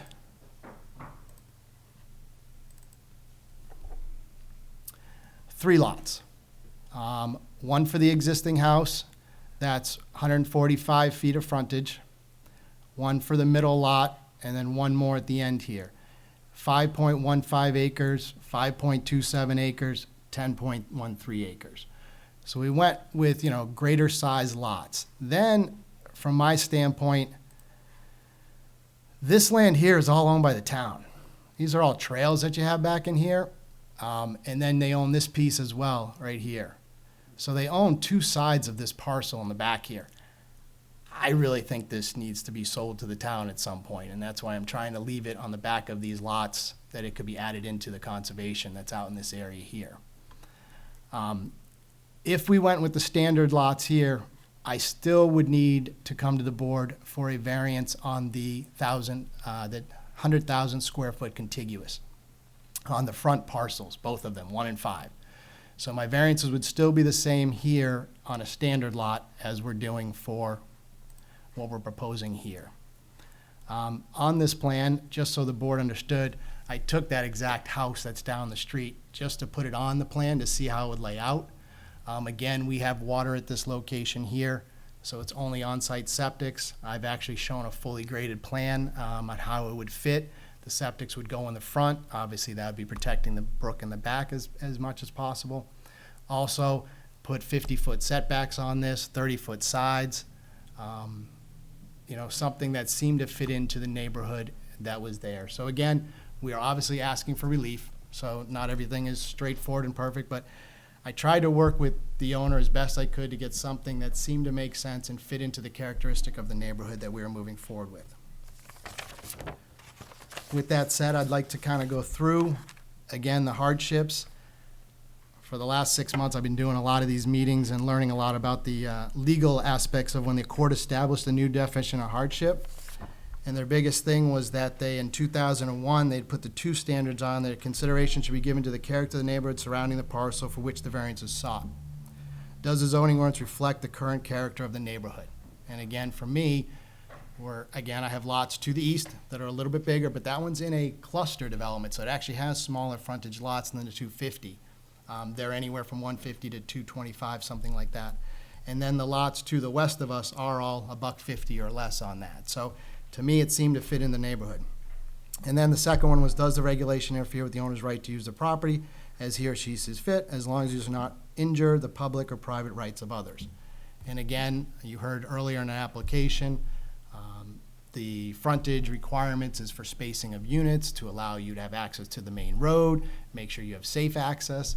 Again, where you have a lot, literally right next door to us, that's 150 feet, I would have a hard time believing that me proposing 150 feet on a straight shot of Bean Road has any effect or to injure the public on that.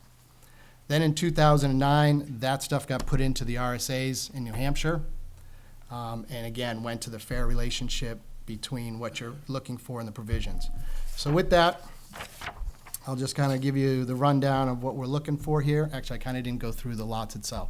So we're looking for 150.03 on the first lot, 150.02, I'm sorry, it's the other way around, 150.03 on the furthest to the west, 150.02 on the middle, and then the 145.52 on the last lot.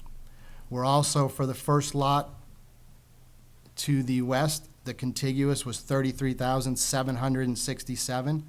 Again, I have 100,000 square feet of contiguous on the back of each one of these lots on the opposite side of the brook.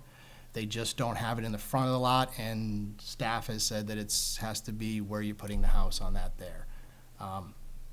We can go back and forth on that, but that's how that's come up. So I do have the 100,000 square feet on the back of all three of these lots. I do actually have a quick question for you, though. So the properties that have the 150-foot frontage that are next to it, that are not being held to the same standards as this property, do any of those, how close are those to the brook? Do we have a zoom here? Here we go. So as you can see, what I was looking at, you have lots 1, 2, 3, 4, and 5 that are all going to end up closer than where mine would be here and here to the brook. So again, why I felt like I was coming forward with something that was conducive to what's in the existing, excuse me, what's in the existing neighborhood. There are other properties with the 150 feet of frontage that are as closer to the brook than this? Yes. Okay. Yep. All those right in that location there. All right. Thank you.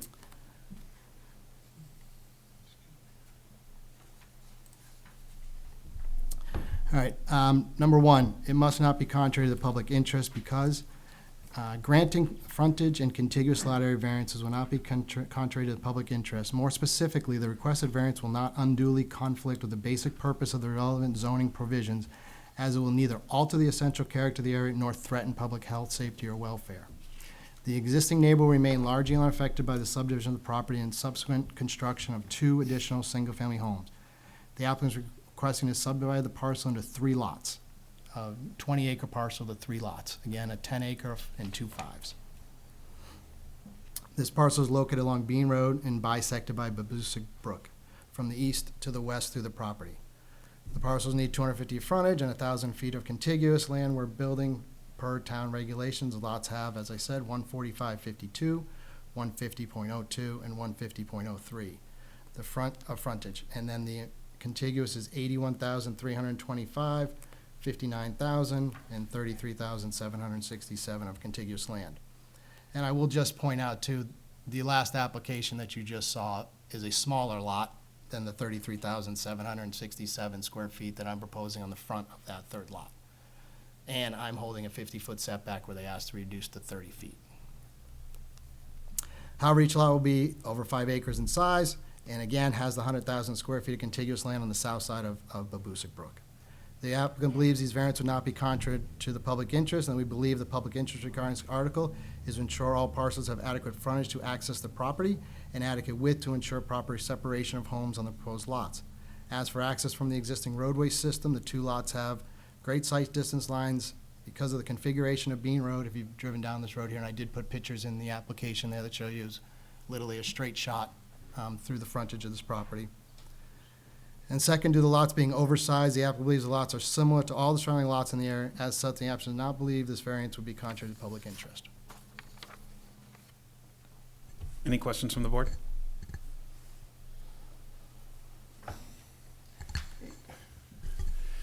Chuck?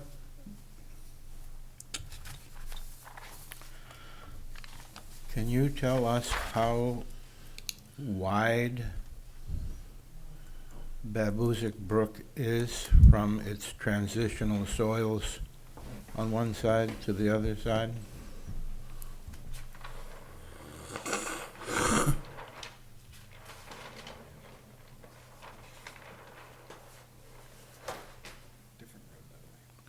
It is. As I stated, I'll be a little loud, Babusick Brook is here, and then the wetlands come out here, so you can see kind of the swamps up there and stuff like that. So in different locations, I mean, obviously here, it's not as wide. That's why this would be probably the place for the crossing. We're talking, wetland to wetland was about, 100 feet. And then up in this location here, Can I just pause for a second? Can you possibly grab the microphone that's, I hope it's connected.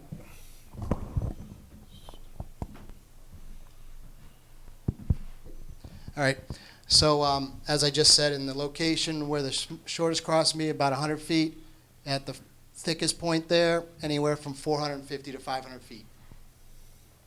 And again, if you take a look at the aerial photo there, you can see it kind of meanders through. Can you tell us where the 500-year floodplain is? I believe I can.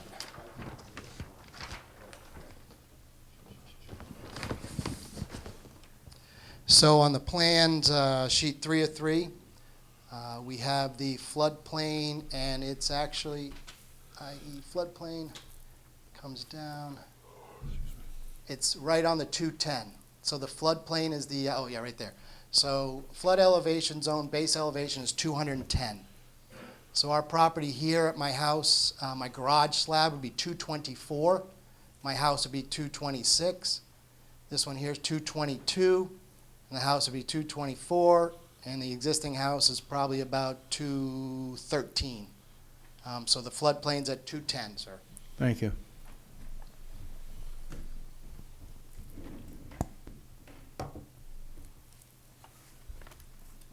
Patrick, do you have a question? I'll hold. All right, please continue. Number 2, it must be consistent with the spirit of the ordinance. Again, these are going to be oversized lots in the town with substandard frontage and contiguous land up front, which leads the applicant to believe this is the exact type of variance request that would be consistent with the spirit of the ordinance, as it would allow the owner to construct 2 single-family homes, obviously help with the housing shortage that we're all putting out there today. With the 2 homes that would be similar in size and shape to the surrounding homes. The spirit of the ordinance related to frontage and contiguous area is to ensure safe access to building lots, ensure proper spacing between homes. Both proposed lots have adequate site access on Bean Road and more than overall lot area and setbacks for the separations.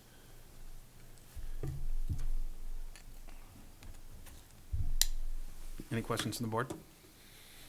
All right, Chuck? Well, it seems relatively clear that the backside of Babusick Brook, the property that is owned, is simply being used to try and fulfill some adequacy requirements on the opposite side of the brook, when the applicant has already stated that the highest land use value of the backside of the property should be in conservation with the town of Merrimack.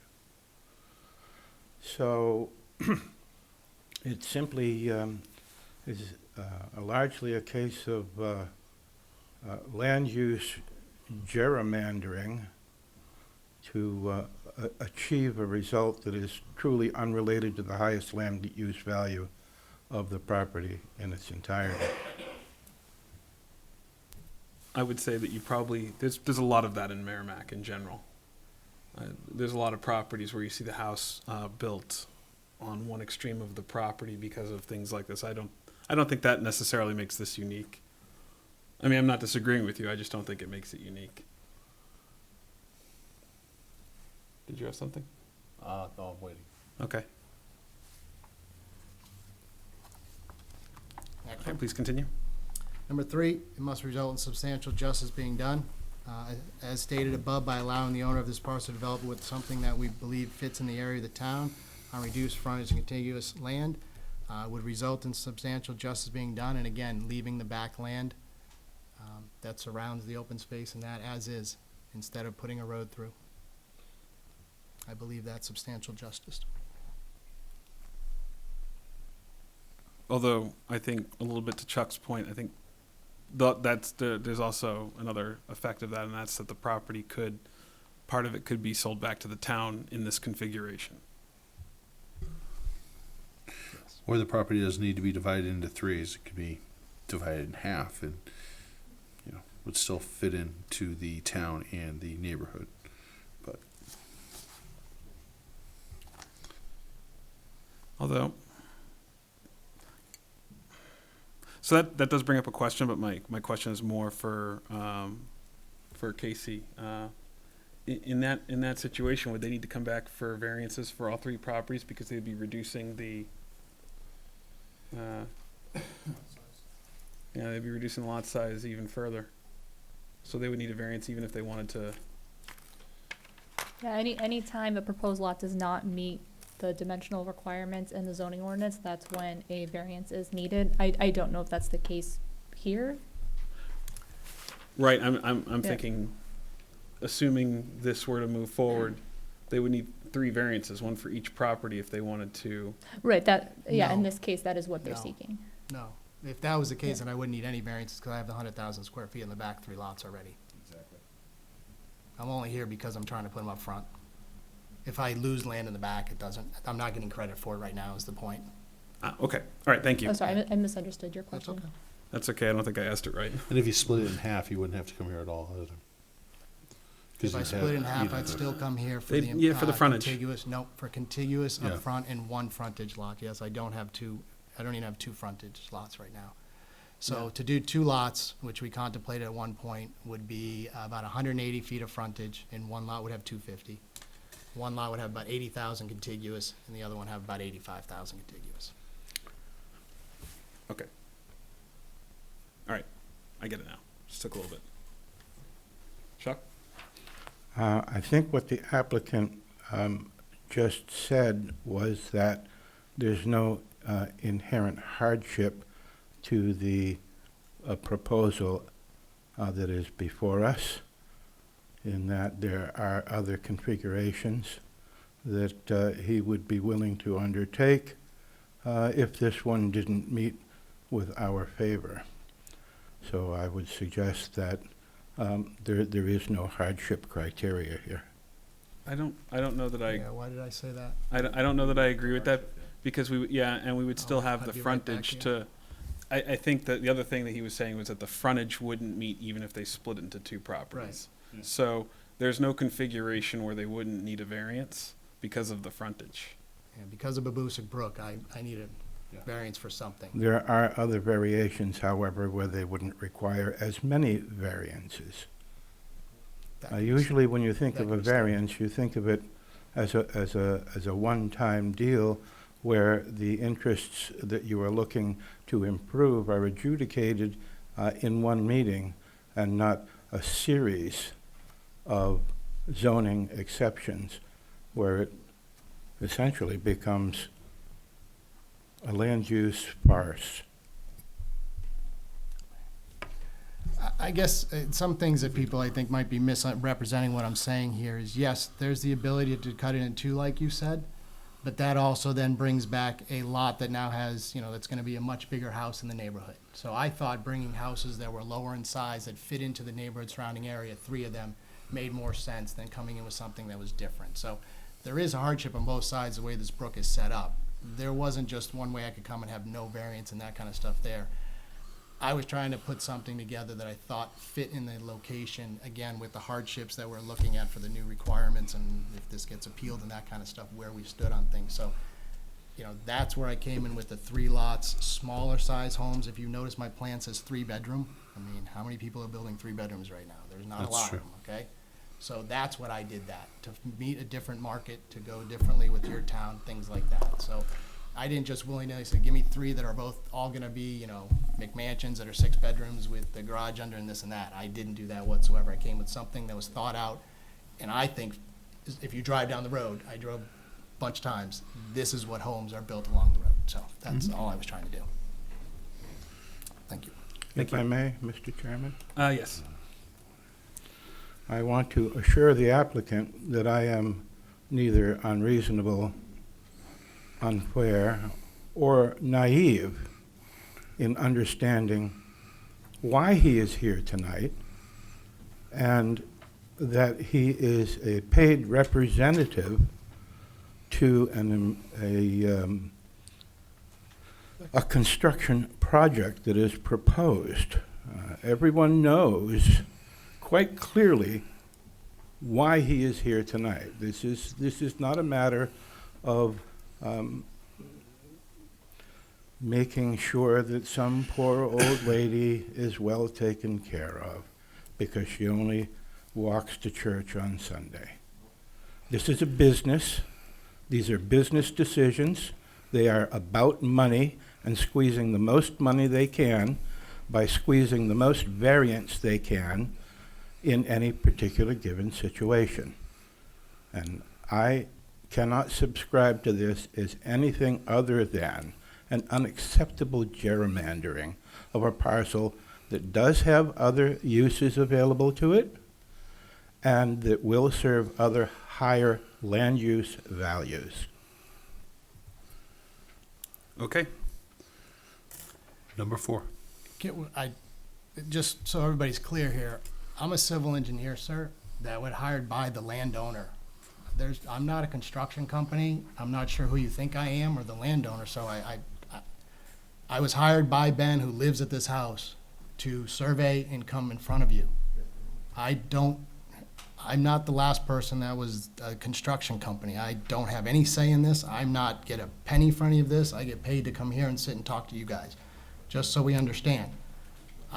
This is not my business. I come and do this and speak to you and show you plans and answer your questions based on survey, wetlands, and that. So I hear what you're saying, and I guess if he sells it to a builder, that's what they would do. But that's not me, and that's not the person who's in front of you. So I just hope you understand that. I don't do that. I'm not a construction person. Yeah, and the only other commentary that I will make, and because I really don't want to beat this point up, is that this happens a lot more than I think you realize, Chuck, because it has to. We have a lot, and I mean a lot of non-conforming lots in this town, especially because so many of them were planned or constructed long before some of these ordinances took effect. So, I mean, I guess from the sheer volume of people that come in with variances just to build a garage on their property, and that's a pretty substantial thing. I mean, we recently, or maybe not so recently, had to kind of pass on having to hear all accessory dwelling units because that became a big thing. So I think that I understand your point in the configuration where all the houses are being moved to the front of the property, but you're going to see a lot of that. That's actually, believe it or not, kind of normal around here. So. If I may, Mr. Chairman? Yes.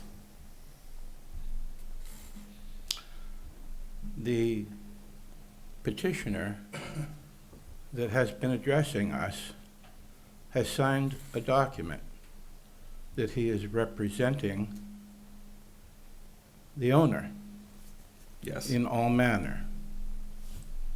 Okay, so I'm not the least bit discouraged by the fact that he's a civil engineer and he works for a very respectable company, and he's not getting anything out of it other than his paycheck.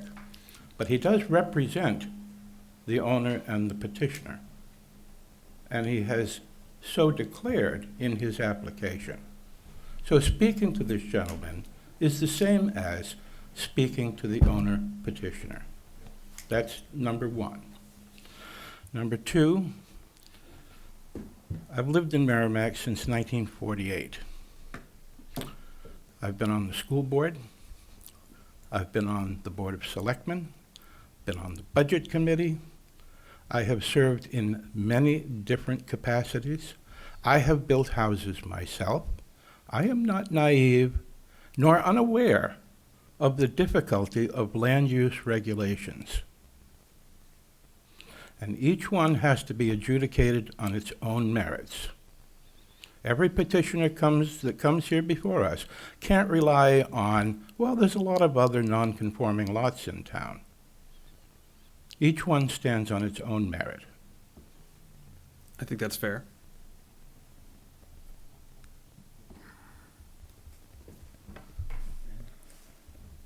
Ben? I understand what Chuck's concerns are, but as I look at it, we do need more 3-bedroom houses in town, not 4 and 5-bedroom houses. And I don't think the proposed lots are inconsistent with the surrounding lots. What I would be opposed to is down the road, if one or more owners were to financial engineer their lot size down by selling to the town for conservation or donating it for the tax write-off, and in the process also lowering their property taxes. I would be totally opposed to that, okay? But I lean in favor of this proposal simply because I think it is fairly consistent with the surrounding properties. The fact that you got a brook running through half of it, we can't change that. He can't change that. And so the people that are there, hopefully there's some fish in the brook and they like to fish. So why don't we proceed with number 4 so we can get through and go to the public, and then we can have a discussion, which seems like the board has already done. Thank you. Number 4, it must not diminish the value of surrounding properties. Again, stated in the previous case, the proposed construction of 2 single homes on this parcel with reduced frontage and contiguous land would not diminish the value of surrounding properties. We are proposing something similar uses to the surrounding properties with new construction. I think as such, Adam does not believe this variance would diminish the value of surrounding properties. I don't think we've seen a new home in the 25 years I've been doing this, bring a value down on the side. All right, on to unnecessary hardship. Yep. It must be shown that denial would result in unnecessary hardship owing to the following special conditions of the property that distinguish from other property in the area. There is no substantial relation between the general purpose of the ordinance and the specific violation being applied to the property. First off, as the board knows, there are 2 ways to determine unnecessary hardship: the existing of special conditions or circumstances that distinguish the subject property from others. The applicant outlined the special condition hardship case. As stated prior in the presentation, believes that the special condition that exists for this parcel location configuration of the parcel relates to Abusick Brook and Bean Road and the requirement of the town for proper access and contiguous land for new lots. Due to the location of Abusick Brook through this site, it distinguishes from other properties in the area. I think that's pretty determined. I know either way we can look at that, but that's what I have here with this property.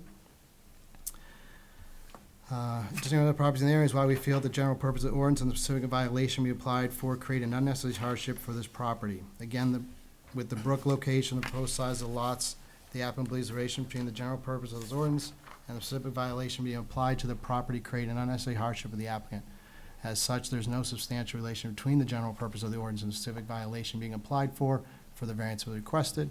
And then number 2, the proposed uses are reasonable. I think we're all on the board that a single-family residence in this district and town would be a reasonable use. Thank you. All right, thank you. Are there any questions before we open the public portion? All right. Is there anyone that's looking to speak in favor of this petition? Is there anyone that's looking to speak against this petition? Okay.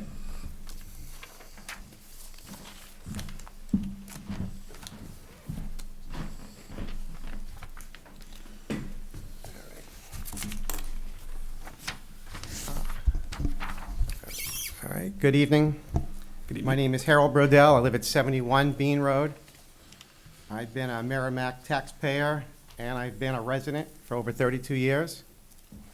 I got a couple of quick questions, and then I'll give you my rebuttal. So my questions would be, when was the 200-foot requirement set? When did the town pass that? That's a fantastic Roughly. question. That's a good question.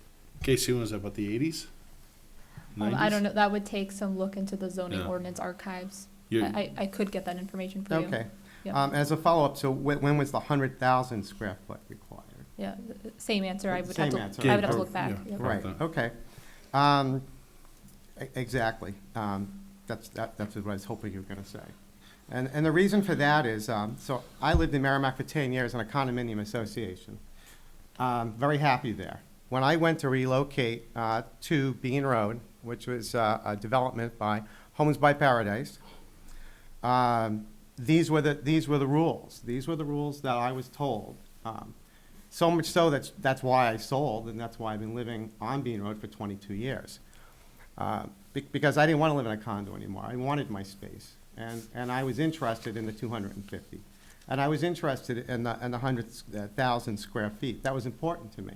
And did I know there were 20 acres next door? You bet I knew there were 20 acres. And did I come to the town and ask if they could develop that because of the frontage? They told me no, they couldn't develop that. I'm set. I got 20 acres next to me. That's more buffer because behind there's the brook and all of that. So my argument would be, I made a commitment to this town. This town needs to uphold the commitment they had to me. When I moved in there, there's rules. There's rules now. Now, I understand that there are homes being built on smaller lots. I get it. So why was this area zoned differently? Does anybody want to answer me that question? Don't talk about 3 blocks away. Look at the big part that you have to have 100 square feet, and you have to have 100,000 square feet and 250. Why was that set up? Does anybody have an answer to me for that? Well, there's a list of reasons. Oh. Usually it boils down to soil type. Right, okay. So soil type, and at the time, there was an area that Merrimack and the older residents wanted to preserve. They didn't want overdevelopment. I'm sorry that there's not a lot of 3-family homes. Could you keep your comments this way, please? Yeah, Thank you. Mine's a 3-family home. So, we built 3-family homes 22 years ago. And they're not all being built as McMansions. That is a term that's used by developers. And to scare people, it's a tactic. That's not 100% true either, okay? They did send somebody out to survey. I spoke to the first person that surveyed it. They knew there was not enough land there. I brought it to their attention because they were out there surveying, called the town, no one knew who it was that was out there, just a private person that's out there doing it. First person who did it, actually, I was told was a friend of somebody who was the owner of this property. That's what I was told by the person who was surveying it. And they were thinking about putting just one home there.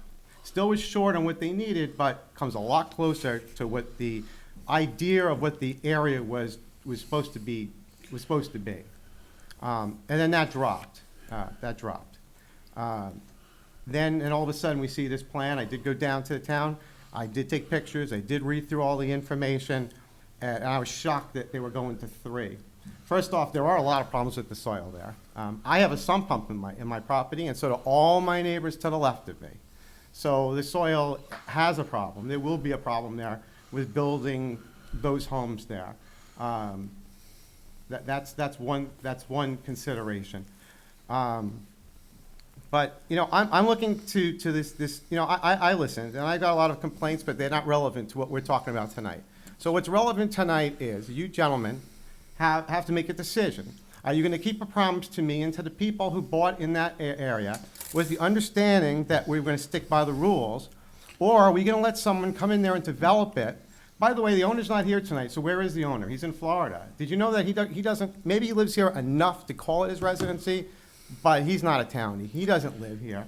He bought this property, how many years ago? Maybe 2 years ago? Where's he from? And now he wants to develop it, right? Is he even, after he develops it, he's gonna live in that house, or is he gonna sell that house also? You know, Chuck has an amazing point, you know? We have to decide if we're gonna sell out, all right? This is a crossroads. You allow this, you can start allowing all around the other area, right? And eventually, what this was set up for will be gone, right? Because if he can do it, I can do it. Then my neighbor can do it. Everybody can do it. It's just not right. It's not right. You made a promise to me. This town made a promise to me. I've committed to you for 32 years. You can't allow people to just come in and say, well, you know, down this way, this is way, what? That was built a long time ago. You're taking something that was old and trying to convince the town to allow something new in an area that's supposed to be zoned a certain way. There's a whole big development with huge homes that were done around my neighborhood, right? You guys didn't allow a development to go in there. They could have put in, I don't know, hundreds of homes, right? But they didn't. There was a reason for why they did it. You think those people, they're not here tonight because not everybody gets these notices. It's only abutters that get these notices, direct abutters. But do you think all those people that are paying, I don't know, I'm paying like $8,000 in taxes, what are they paying, $16,000? You think they'd be happy about this? I doubt they'd be happy about this, but they don't know about this. You know, I'm sorry that the owner, in the old days, you know, I have developed land. I have been involved. And you know what I did? I went to the abutters, and I looked for variances. You know what I said to them? This is what I'm thinking about doing. You know, let's talk about this. Do you know, everybody showed up and was in favor of it. You know, I didn't hide anything. That's the way you do business. That's the way it's supposed to be done. Even in a residential area, I believe that's the way you do it. You don't just try to, you know, throw something in. I feel bad for the gentleman who's representing him tonight. I think the owner should have been here. Should have been talking on his behalf. Unfortunately, you know, that's not the case. But whatever. You know, ultimately, it's your decision. Because as you hear through all these other cases tonight, if you say, yes, this is a go, they'll make the septic work, they'll make this work, they'll make that work. That's not your decision. This is the first step. So your decision is, you know, like I said, and I apologize for repeating myself, you know, is a town that I've been loyal to most of my adult life, even though I'm in my late 50s now, are they gonna uphold the promise that they made to me? Or are they gonna sell out? You have to decide if you're gonna sell out or are you gonna keep your promise to people like myself. You know, we're paying taxes. I don't think you need taxes. You know, there's a lot of other places in Merrimack, a lot of other places you can go develop 3-family homes. Okay, yes, there's a need for a home. I've seen the need for a home, and then I've seen an overbuilding for homes.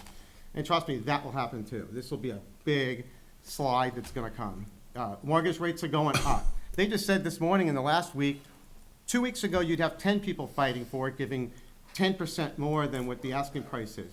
In less than 1 week, they say now the average is 5 people, and they're going to ask 5 to 7% over. That's in 1 week. So yeah, you'll sell the homes, but the thing is, there's big demand, and what people can afford and what people are building, you know, you can't scare people. That's not right.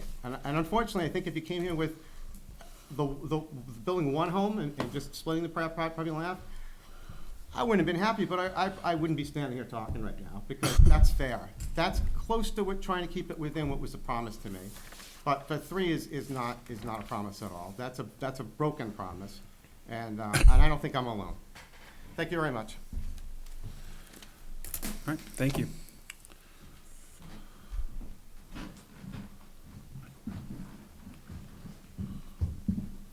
How we doing? Good, how are you? Good. My name's Evan McDonald, 65 Bean Road. I'm a direct abutter. I was really surprised that they were going to try to put 3 lots. So if you look at my property and the way the lines come back, yeah, their lots are really deep. It's deep full of wetland and marsh. And in reality, the amount of land we're talking about on this road frontage, how actually small this piece of land is, it's half of my lot. because where they're proposing to put a house is literally 30 feet out the back door of that house will be stepping into the marsh. It's like, I don't know if you guys normally go out and look and see what's being proposed, but we're talking about a very small piece of land. And even with the setbacks, I believe I'm playing catch-up here, because I've had no transactions with the neighbor at all, even though I'm a direct abutter. So I've been playing catch-up in the last few days, trying to figure out just exactly what they were trying to build, because I'm a fair guy. But this seems totally unreasonable. I mean, they'll literally put this house off my driveway, like they could literally be using my driveway because it's so close to the property line. Yeah, I have 150 feet, and literally when they staked it out, my temporary garage, which I assumed I owed like 20 feet, which is what I was told by my relatives, the Whitneys, who sold me the property in '97, the Whitneys have been on that piece of land since 1968. Some of you may even know my Uncle Don Whitney. So when they staked it out, I'm literally squatting my temporary garage on the land. That's how close it is to my driveway. There's all the privacy will be gone that I've enjoyed since '97, and my family has enjoyed since the '60s.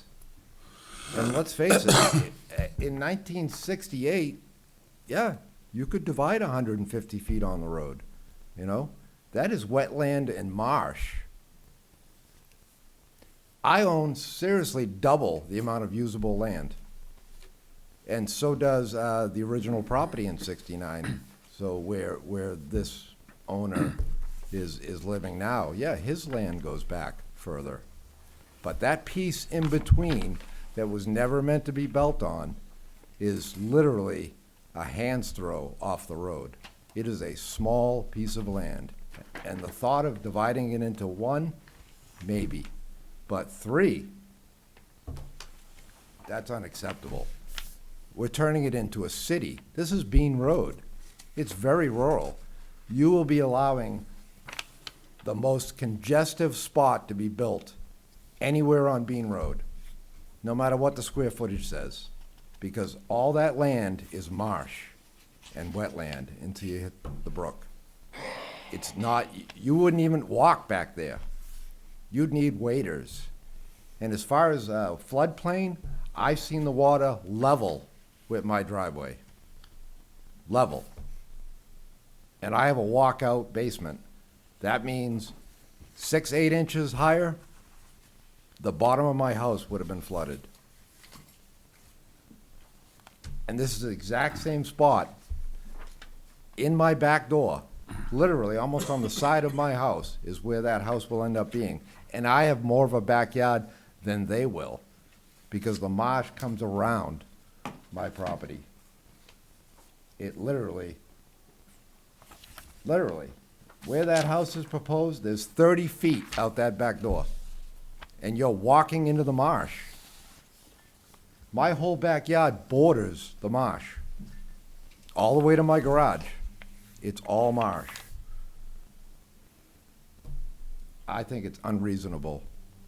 I might have said yes to one is reasonable to put one single-family home in there and not be ridiculous and still have privacy and still fit into the neighborhood. But what we're talking about right here, that's you might as well turn it into a subdivision.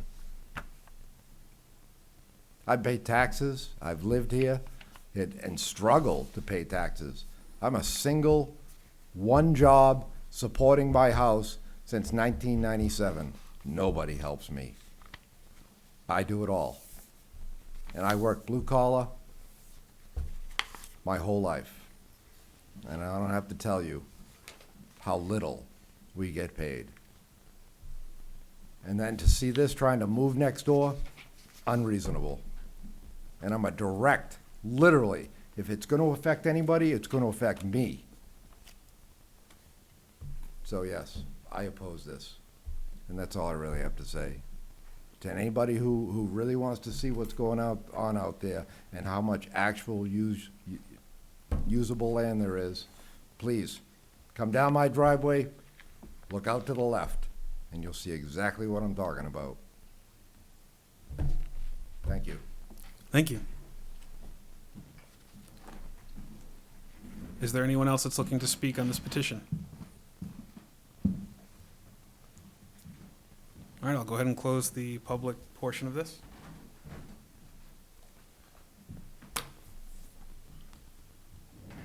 So I guess a few of the questions that I have really are in regards to addressing some of the issues with, well. So, yep, so what I'll go through a couple lists that I had here. So, it seems to be that everybody is looking at this parcel that there's not other options out there and stuff like that to do stuff, I guess. And I just want everybody to understand, when I looked at this and tried to put things together with the surrounding land, I looked to try to minimize the impacts on the neighbors and try to do open space in that. So the first thing, and you're right, the owner had a different surveyor walk this property and do a whole bunch of stuff for a year, I guess, and they fell into bad whatever, and he hired us. So I don't know anything about the first guy or what he told him there. But when my client came to me next, you notice Profile Drive up here. There's a 50-foot right-of-way that the town has left, okay, to further develop parcels that are behind the brook and stuff like that. I personally think getting the selectmen in town to okay the right-of-way through here would probably be a little difficult. So then he looked at, well, what if I buy this house right here and I put in a 50-foot right-of-way to get to my back piece? And I said, I mean, this piece is prime back here. If you've walked these trails off of the school, it is a very nice piece in town. Like the gentleman was saying before, this is a different and unique parcel. I would, the whole high point was to try and keep you can see, to say that it's more dense along Bean Road in these two houses than anywhere else. He lives on it, I'm not gonna disagree with him, but I think the tax map and the plans that you see show that there are plenty of houses that are this close along the road as we go down there. I came forward with this application, as Chuck has stated here before. We've looked at everything that's out there. I looked at a potential 5 or 6 standard lots to come across the brook and do something.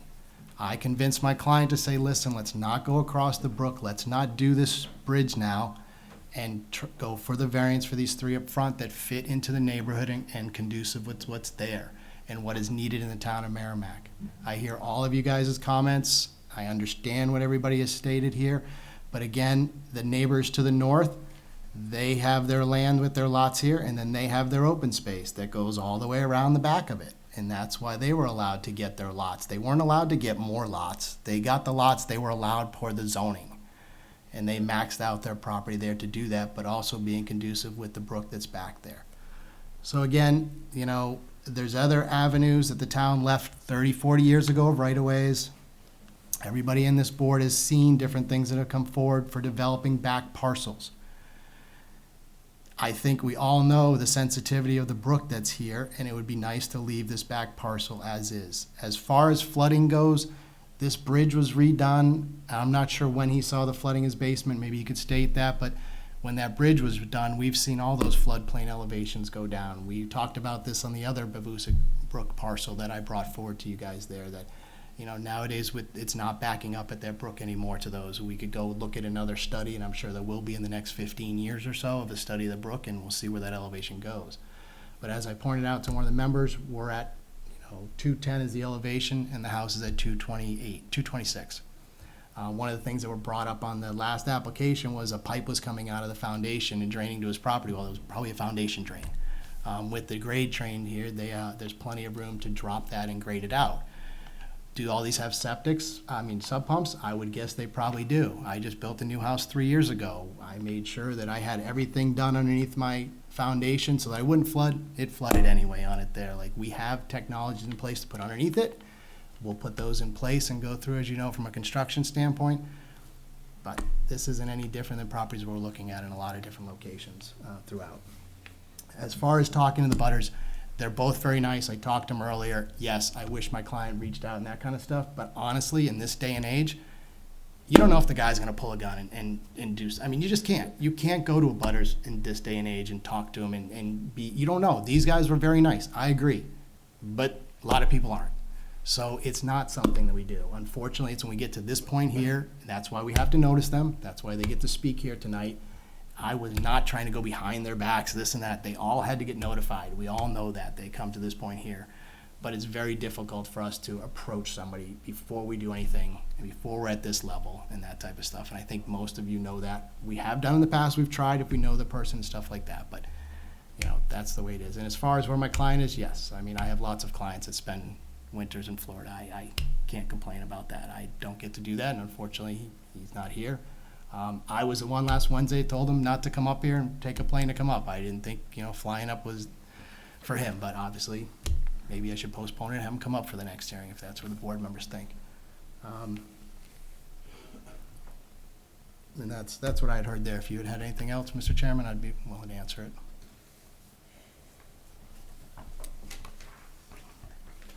I have a question. Yes. Listening to what some of the nearby residents said about the marsh, what's the impact of developing these lots and in relation to where the marsh is? So we've had the wetlands mapped. And as I I said, understand what you said about elevation. No, I'm showing it here. That doesn't mean it's all high and dry. No, I understand that. I want to point out right here. So we have the actual brook outlined here, okay? And that's the actual limits of the water traveling through the brook. As far as, the marsh that's being talked about, wetlands I would call it, is this line that's here. Comes all the way up into this point here, and we have a 50-foot setback off of that. We are also, a 250-foot setback is required from the brook for shoreline. We have that, and that's this line that's right here, and then goes over to this line here. So this is the 250-foot shoreline setback. We are not in it. This is the 50-foot wetland setback or marsh setback. We are not in that. And then the house is set back, you know, approximately 15 more feet from that. So we're probably about 62, 64 feet from it, where we're required to be 50. Does that answer your question? Yeah, I think so. Do we have any further questions from the board?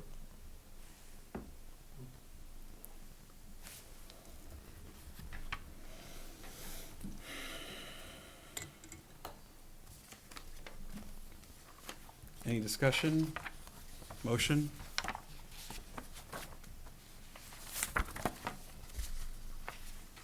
No. I'm very mixed on this, and I'm leaning against it. I've just, it's a lot of information to absorb here. If you're leaning against it, what's your basis for it? What criteria? I think he's asking for a tremendous amount of reduction in space. And I'm thinking, and I do agree that in one of his other views, that there is some smaller frontage. So is it spirit? Is it use? Because if you're going to be opposing something, you want to make sure you know Let me find my, which criteria.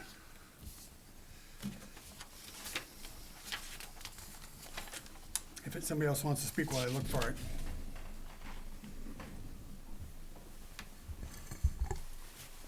So, I'll chime in with my 2 cents then. I don't see the unnecessary hardship in putting 3 properties on this lot. And I do see, especially with the abutter that sits directly to the 3rd property being built,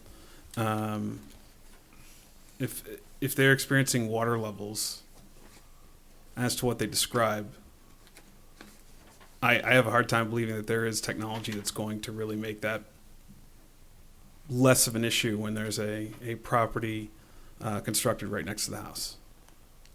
So that's where I sit.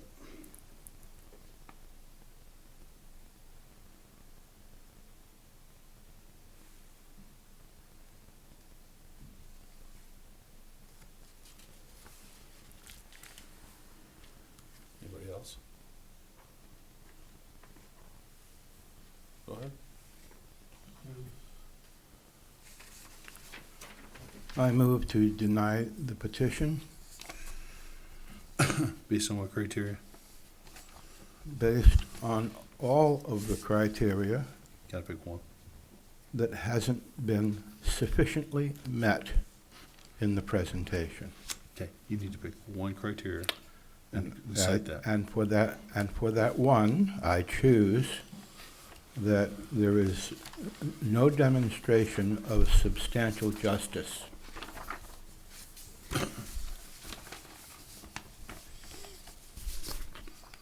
We'll read it in.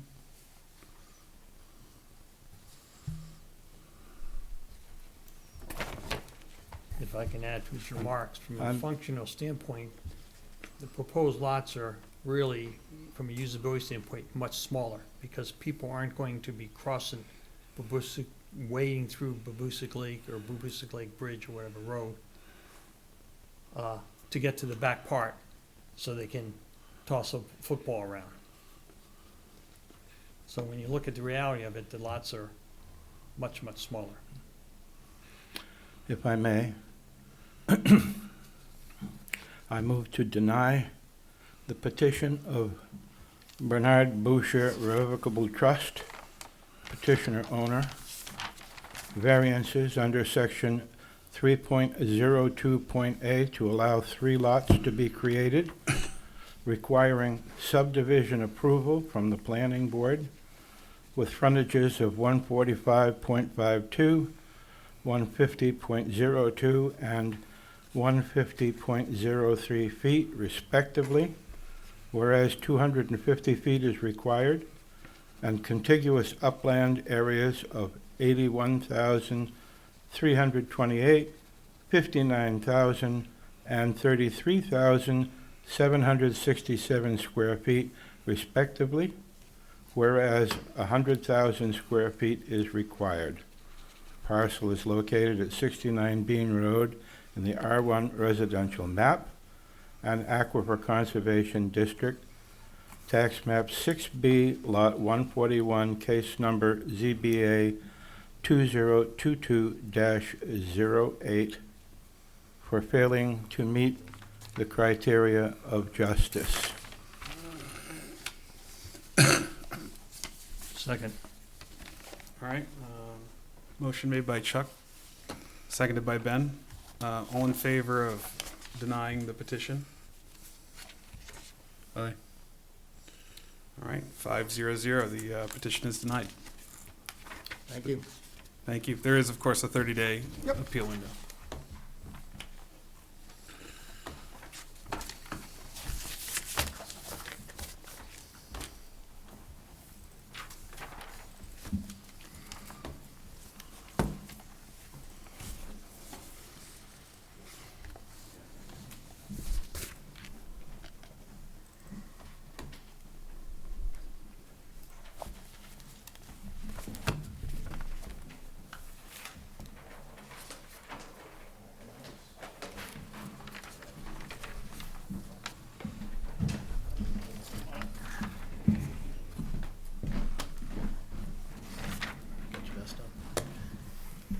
I'm still gonna use it. Still gonna use it for this one. If we can do it for this one too. Thanks. All right. Next petition is 8 Jennifer Drive LLC, petitioner owner. Variance under section 2.02.4B of the zoning ordinance to permit the expansion of an existing non-conforming assisted living facility in the I-1 Industrial District where the use is not permitted. Parcels located at 8 Jennifer Drive in the I-1 Industrial, Aquifer Conservation, Elderly Housing Overlay Districts, tax map 40-4, lot 64, case ZBA 2022-09. All right, good evening again. Matt Peterson with Keach Norsham Associates, here representing the proposed variance at 8 Jennifer Street for their LLC. The plan that's in front of you is the aerial. This is known as Rose Haven. What's pretty neat in this Google pictures, I think sun was rising. You'll notice the sunshine coming right to the property, which was pretty neat. Thought it was kind of a sign. This is, like I said, been known as Rose Haven for about 3 decades now. I don't know if any of you saw the Union Leader article in 2020 when they had to close it down because of COVID. The owners that had it, the family people that owned it for the 3 decades, could not keep up the cost to run it when COVID hit. They closed the doors. My client here was able enough to pick it up from them and get it running again, which was very good for a lot of the needs of the area. If you also read that paper there, a lot of the assisted living people in New Hampshire said, we need as many of these as we possibly can get. So at the time when my client purchased this here, as I said, it was a family-owned business. They basically had all their family members in different offices throughout the building and weren't really utilizing the building to its fullest use. Obviously for them it worked because they were family, but to get this kind of continuing to stay and move forward, we'd really like to increase the beds in the location. This was not needed a variance back in 3 decades ago, I'd say, Casey. I don't think it ever did when Robert decided it, but Robert's determination is to expand the use. We would need a variance for the use right now. So currently there are 28 beds in the site. We'd like to increase it to 40. They would all still be inside the existing structure that's there. It's basically utilizing a couple of the offices, would have double beds, correct? And just some extra misuse space that they were able to reconfigure and create beds with.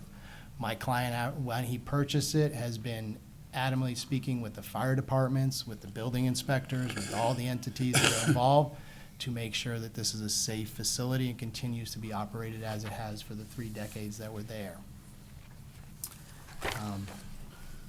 I had submitted just kind of architectural sketches to you that showed where some of those rooms are, the number of the rooms that were being added internally, but again, the first floor was 3 or 4 offices that were being converted, and then upstairs was some space that's being converted as well.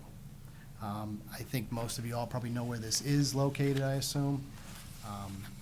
We have some residents around it that have been there forever, but a lot of it is commercial that's built up over the time that's there. What I do is basically go through the criteria for you here, and then answer any questions or comments that the board may have with that. It must not be contrary to the public interest. Granting this use variance will not be contrary to public interest. Again, more specifically, the request variance will not unduly conflict with the basic purpose of the relevant zoning provisions, as it neither alters the essential character of the area nor threatens the public health. The existing neighbor will remain unaffected by this expansion. I think as you saw earlier and today, you had a few applications, the same thing. This has been there for 3 decades. If anybody didn't know it was there when they moved in, that's kind of, I assume they probably did. The existing neighborhood will remain affected as the increase from 28 to 40 assisted living beds will all be accomplished within the existing building, within the zone. The purpose of the zoning and the ordinance is to ensure similar uses throughout the zone, and where this has been an operating assisted facility for decades, there would be no character change to the area, and as such, applicant's this variance would not be contrary to the public interest. All right, please continue. It must be consistent with the spirit of the ordinance. Again, the applicant believes the spirit of the ordinance is to ensure similar uses throughout the industrial zone. This use has been operating for decades, and as such, the applicant believes this variance will be consistent with the spirit of the ordinance. Again, we're very consistent as well with the surrounding uses and that type of stuff that's there. It's a mixed-use type area in that location. Any questions from the board? No. All right, please continue. It must result in substantial justice being done. As the board may or may not, like I said earlier, assisted living facility was set to close their doors a few years ago now, 2020. When this applicant came along and purchased it and got it back up and operating again, substantial justice will be done for the applicant and the town if he was allowed to increase the beds from 28 to 40 within the existing structure, and from a financial standpoint by being able to assist extra families in the area. One of the things that came out of the article on the Union Leader that I thought was interesting was Eldon Munson, who's the president of New Hampshire Associated of Residential Care, said the closure of the assisted living facility, communities like Rosehaven, because of staffing shortages and other pressures, creates gaps that is not easily filled in the Granite State. So again, coming along and opening this back up and filling it up is something that is very conducive to helping out the surrounding area and be substantial justice for my client to be able to expand the beds and continue to operate it for decades to come. All right, any questions from the board? All right, please continue. Number 4, must not diminish the value of surrounding properties. Again, this is an existing facility. The only thing being asked for is to increase or reuse the existing space to add 12 extra beds to the facility, which would not take any change to the outside look of the property, which would ensure that there would be no diminished value to the surrounding properties. and nothing's changing on the outside to affect the surrounding properties. All right, any questions from the board? All right, unnecessary hardship? Must be shown that now will result in unnecessary hardship, owning the special conditions. There is no substantial relation between the general purpose of the ordinance and the specific violation being applied for. Lastly, this existing facility that's looking to add 12 extra beds to the inside of a facility that has been operating for 3 decades at this point, until a year ago.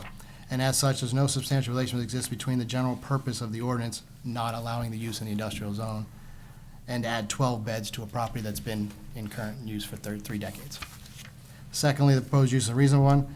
I would state that expanding an existing use in the area is a reasonable use of this property.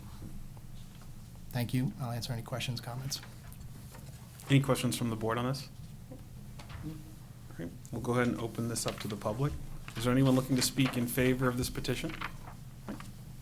Please come on down. I'm Jim Flitz, by the way, your neighbor.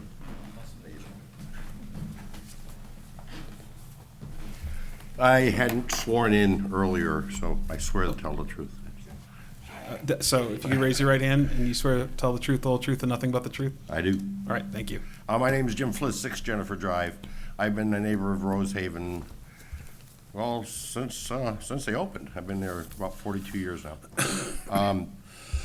This is the second time I've had to come in for a zoning issue concerning Rosehaven. We've worked very well with the previous owners. They expanded their property at that time in the direction of my house, and they gave us the opportunity to work with them, and everybody understood the needs and wants of everybody else and what they were trying to do. They've been very good neighbors all these years. I have not had the opportunity to meet our new neighbors yet. My expectations are that we're going to be good neighbors. I was surprised to find out the expansion was not going to be physical building, that they're just reorganizing internal. I was fully prepared to say yes on pretty much anything, so long as they weren't going to encroach on my property. I just wanted to say, as the only residential abutter, I have no objection to this. I hope we continue having good relations with these folks. And I just wanted to say that and put my words in. Thank you. All right, thank you so much. Is there anyone else looking to speak in favor of this petition? Is there anyone looking to speak against this petition? All right, I'll go ahead and close the public portion. Do I hear a motion? I'd like to make a motion. I think it's a great idea. It's good to see that Rosehaven, I don't know if it's gonna still be the same name, Yes. but I think it's fantastic that they're gonna continue and even expand. It's well needed. So with that in mind, I make a motion to grant the variance for 8 Jennifer Drive LLC, petition owner, a variance under section 2.02.4.b of the zoning ordinance to permit the expansion of an existing non-conforming assisted living facility in I-1 industrial district where the use is not permitted.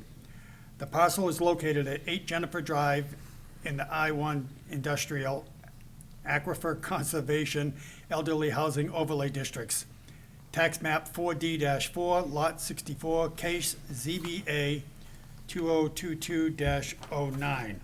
Should the board find this petition meets the variance criteria, staff recommends that any approval be conditioned upon the following. The petitioner shall obtain site plan approval from the planning board for the expansion of use. Second. All right, motion made by Ronnie, seconded by Chuck. All in favor? Aye. 5-0-0. Motion passes. As with the previous, you have 30-day appeal Might I window. just add that you will not find a better neighbor than Jim Flitz.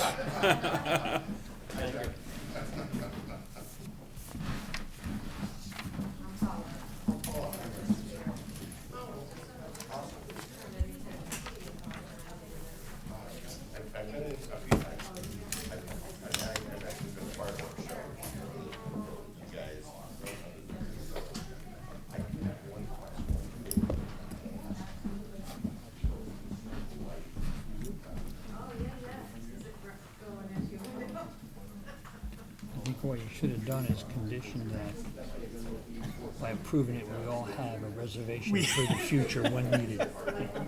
We get first dibs should we need it. Yeah.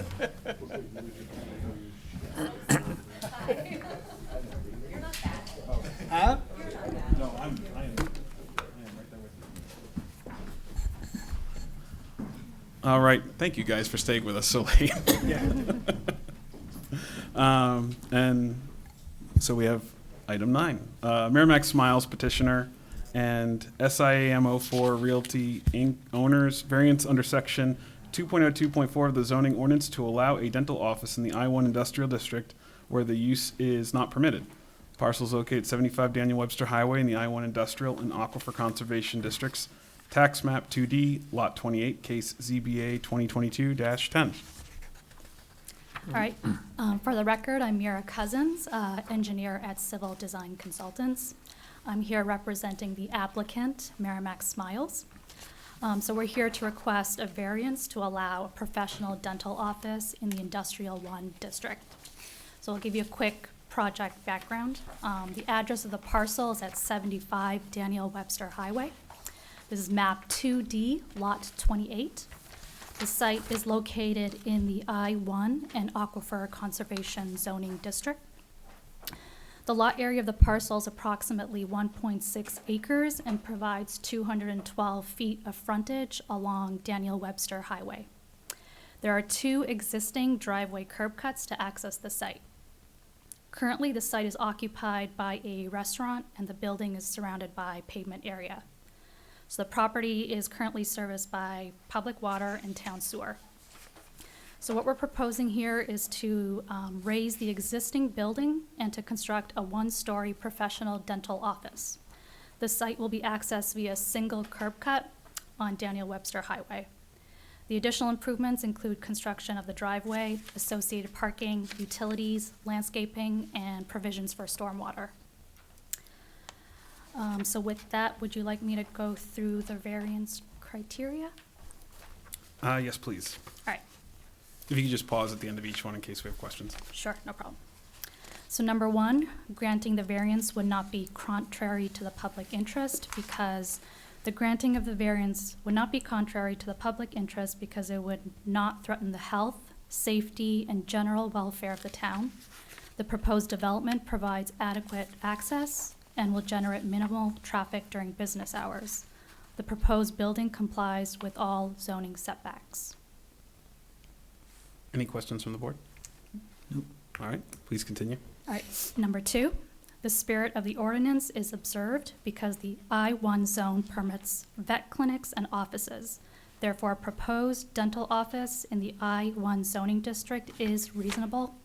The proposed dental office will not result in negative impacts caused by light, noise, pollution, odor, vibration, or other nuisance.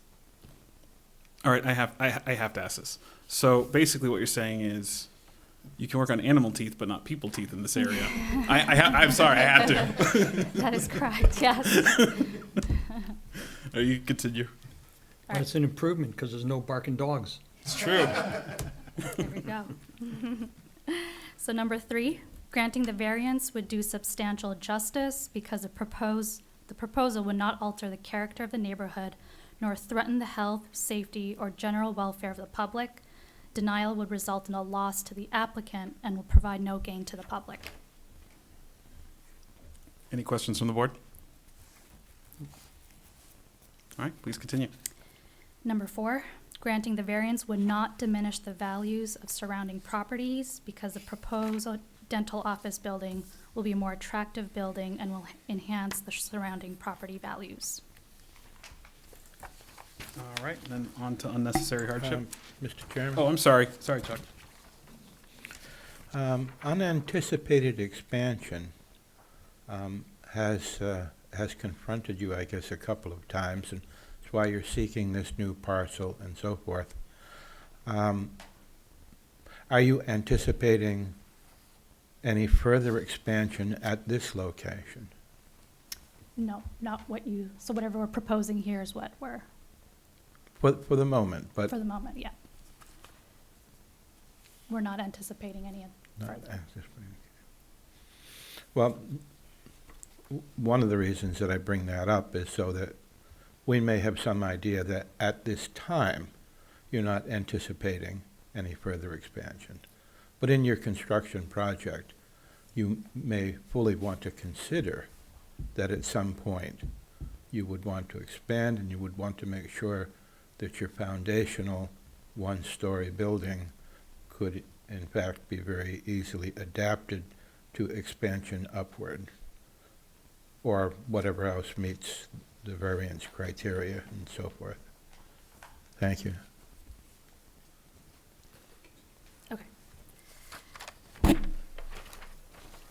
So number 5, unnecessary hardship. So medical offices, including dentist offices, are only allowed through special exception in the town center overlay district or as a home occupation use in the residential zoning district. The result of this very limited allowance of medical office is a significant hardship to the applicant. Dr. Morris, the founder of Merrimack Smiles, lives and works in Merrimack and has been a supporter of youth sports for years. He currently works at his office located at 22 Greeley Street, but has outgrown this current location. Dr. Morris wants to keep his successful practice in Merrimack, but was unable to locate a viable property in the TCOD, and a home occupation use in the residential zone is not practical. The lack of this allowed use and the lack of available parcels within the TCOD are a significant and unnecessary hardship that can be remedied by the issuance of this use variance. Okay.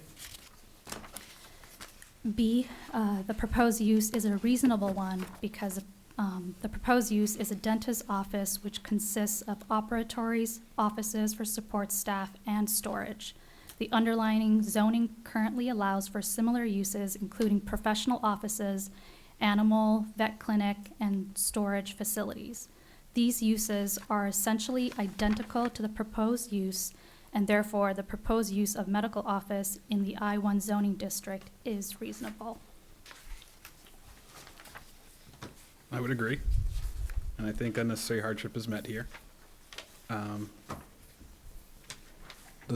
there any questions from the board at all? All right. So I do have to do this. I'll be opening this to the public. Is there anyone looking to speak in favor of this? Anyone looking to speak against this? All right, I can say that I did that. Close the public portion. Do I hear a motion? I'd like to make a motion. I think it's great that they're moving. I know Dr. Morris, and a man of great integrity. I know he'll do well there. With that in mind, I make a motion that we grant Merrimack Smiles petitioner and Siam 04 Realty Incorporated owners variance under section 2.02.4 of the zoning ordinance to allow a dental office in the I-1 industrial district where the use is not permitted. The parcel is located at 75 Daniel Webster Highway in the I-1 Industrial Aquifer Conservation District, tax map 2D, lot 28, case ZBA 2022-10. Should the board find the petition meets the variance criteria, staff recommends that any approval be conditioned upon the following. The petitioner shall obtain site plan approval from the planning board for the dental use. Second. All right, motion made by Rodney, seconded by Ben. All in favor? Aye. Aye? Okay. 5-0-0. Thank you. Motion passes. As unlikely as it is, there's still a 30-day window. Good luck. Thank you. It's all true.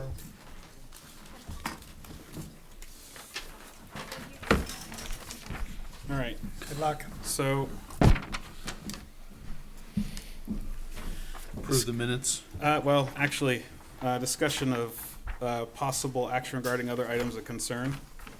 I believe it's next month that we have our annual meeting. I thought it was August. No, What, Casey? no, I believe it's April. Casey? Okay. It's August. I thought it was August. It's always August. So we're not, no, we changed the voting date. You know what? I think he might be right on that. Now that It was August. it was August. You know what? Rich might be right on that. Well, the reason I'm bringing it up is because I think I saw it in something. I wish I could tell you what I saw it on. So on a PDF, it says May, Okay, so May. not April, May. Okay, so we're 2 months out. So that means we should be figuring out who wants to do what.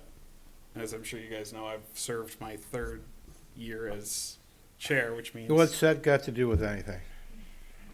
somebody's going to get chosen to be in the hot seat. I make a motion, we change the, That's why I'm saying this out loud. 2023? Go for 4 years.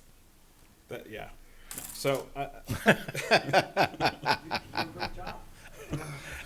thank you, but I'll be finishing that great job in 2 months.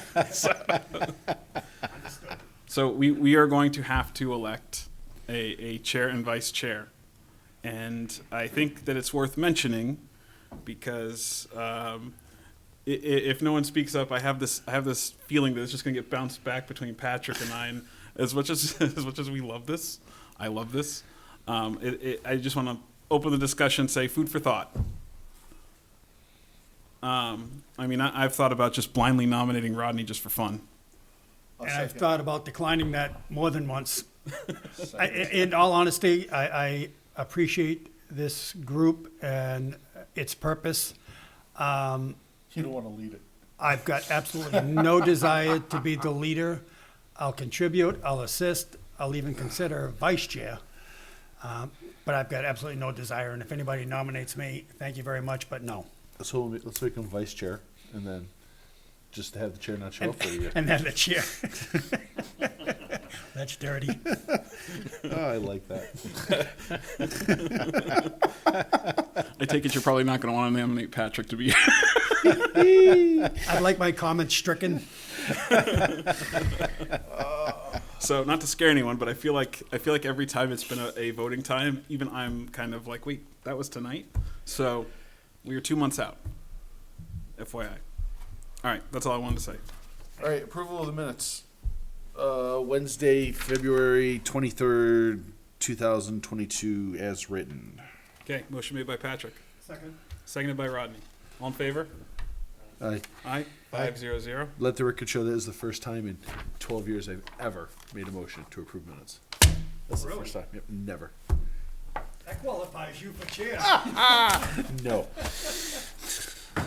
That means I'm going to have to start bringing my preamble again. Everybody happy? I make a motion that we adjourn?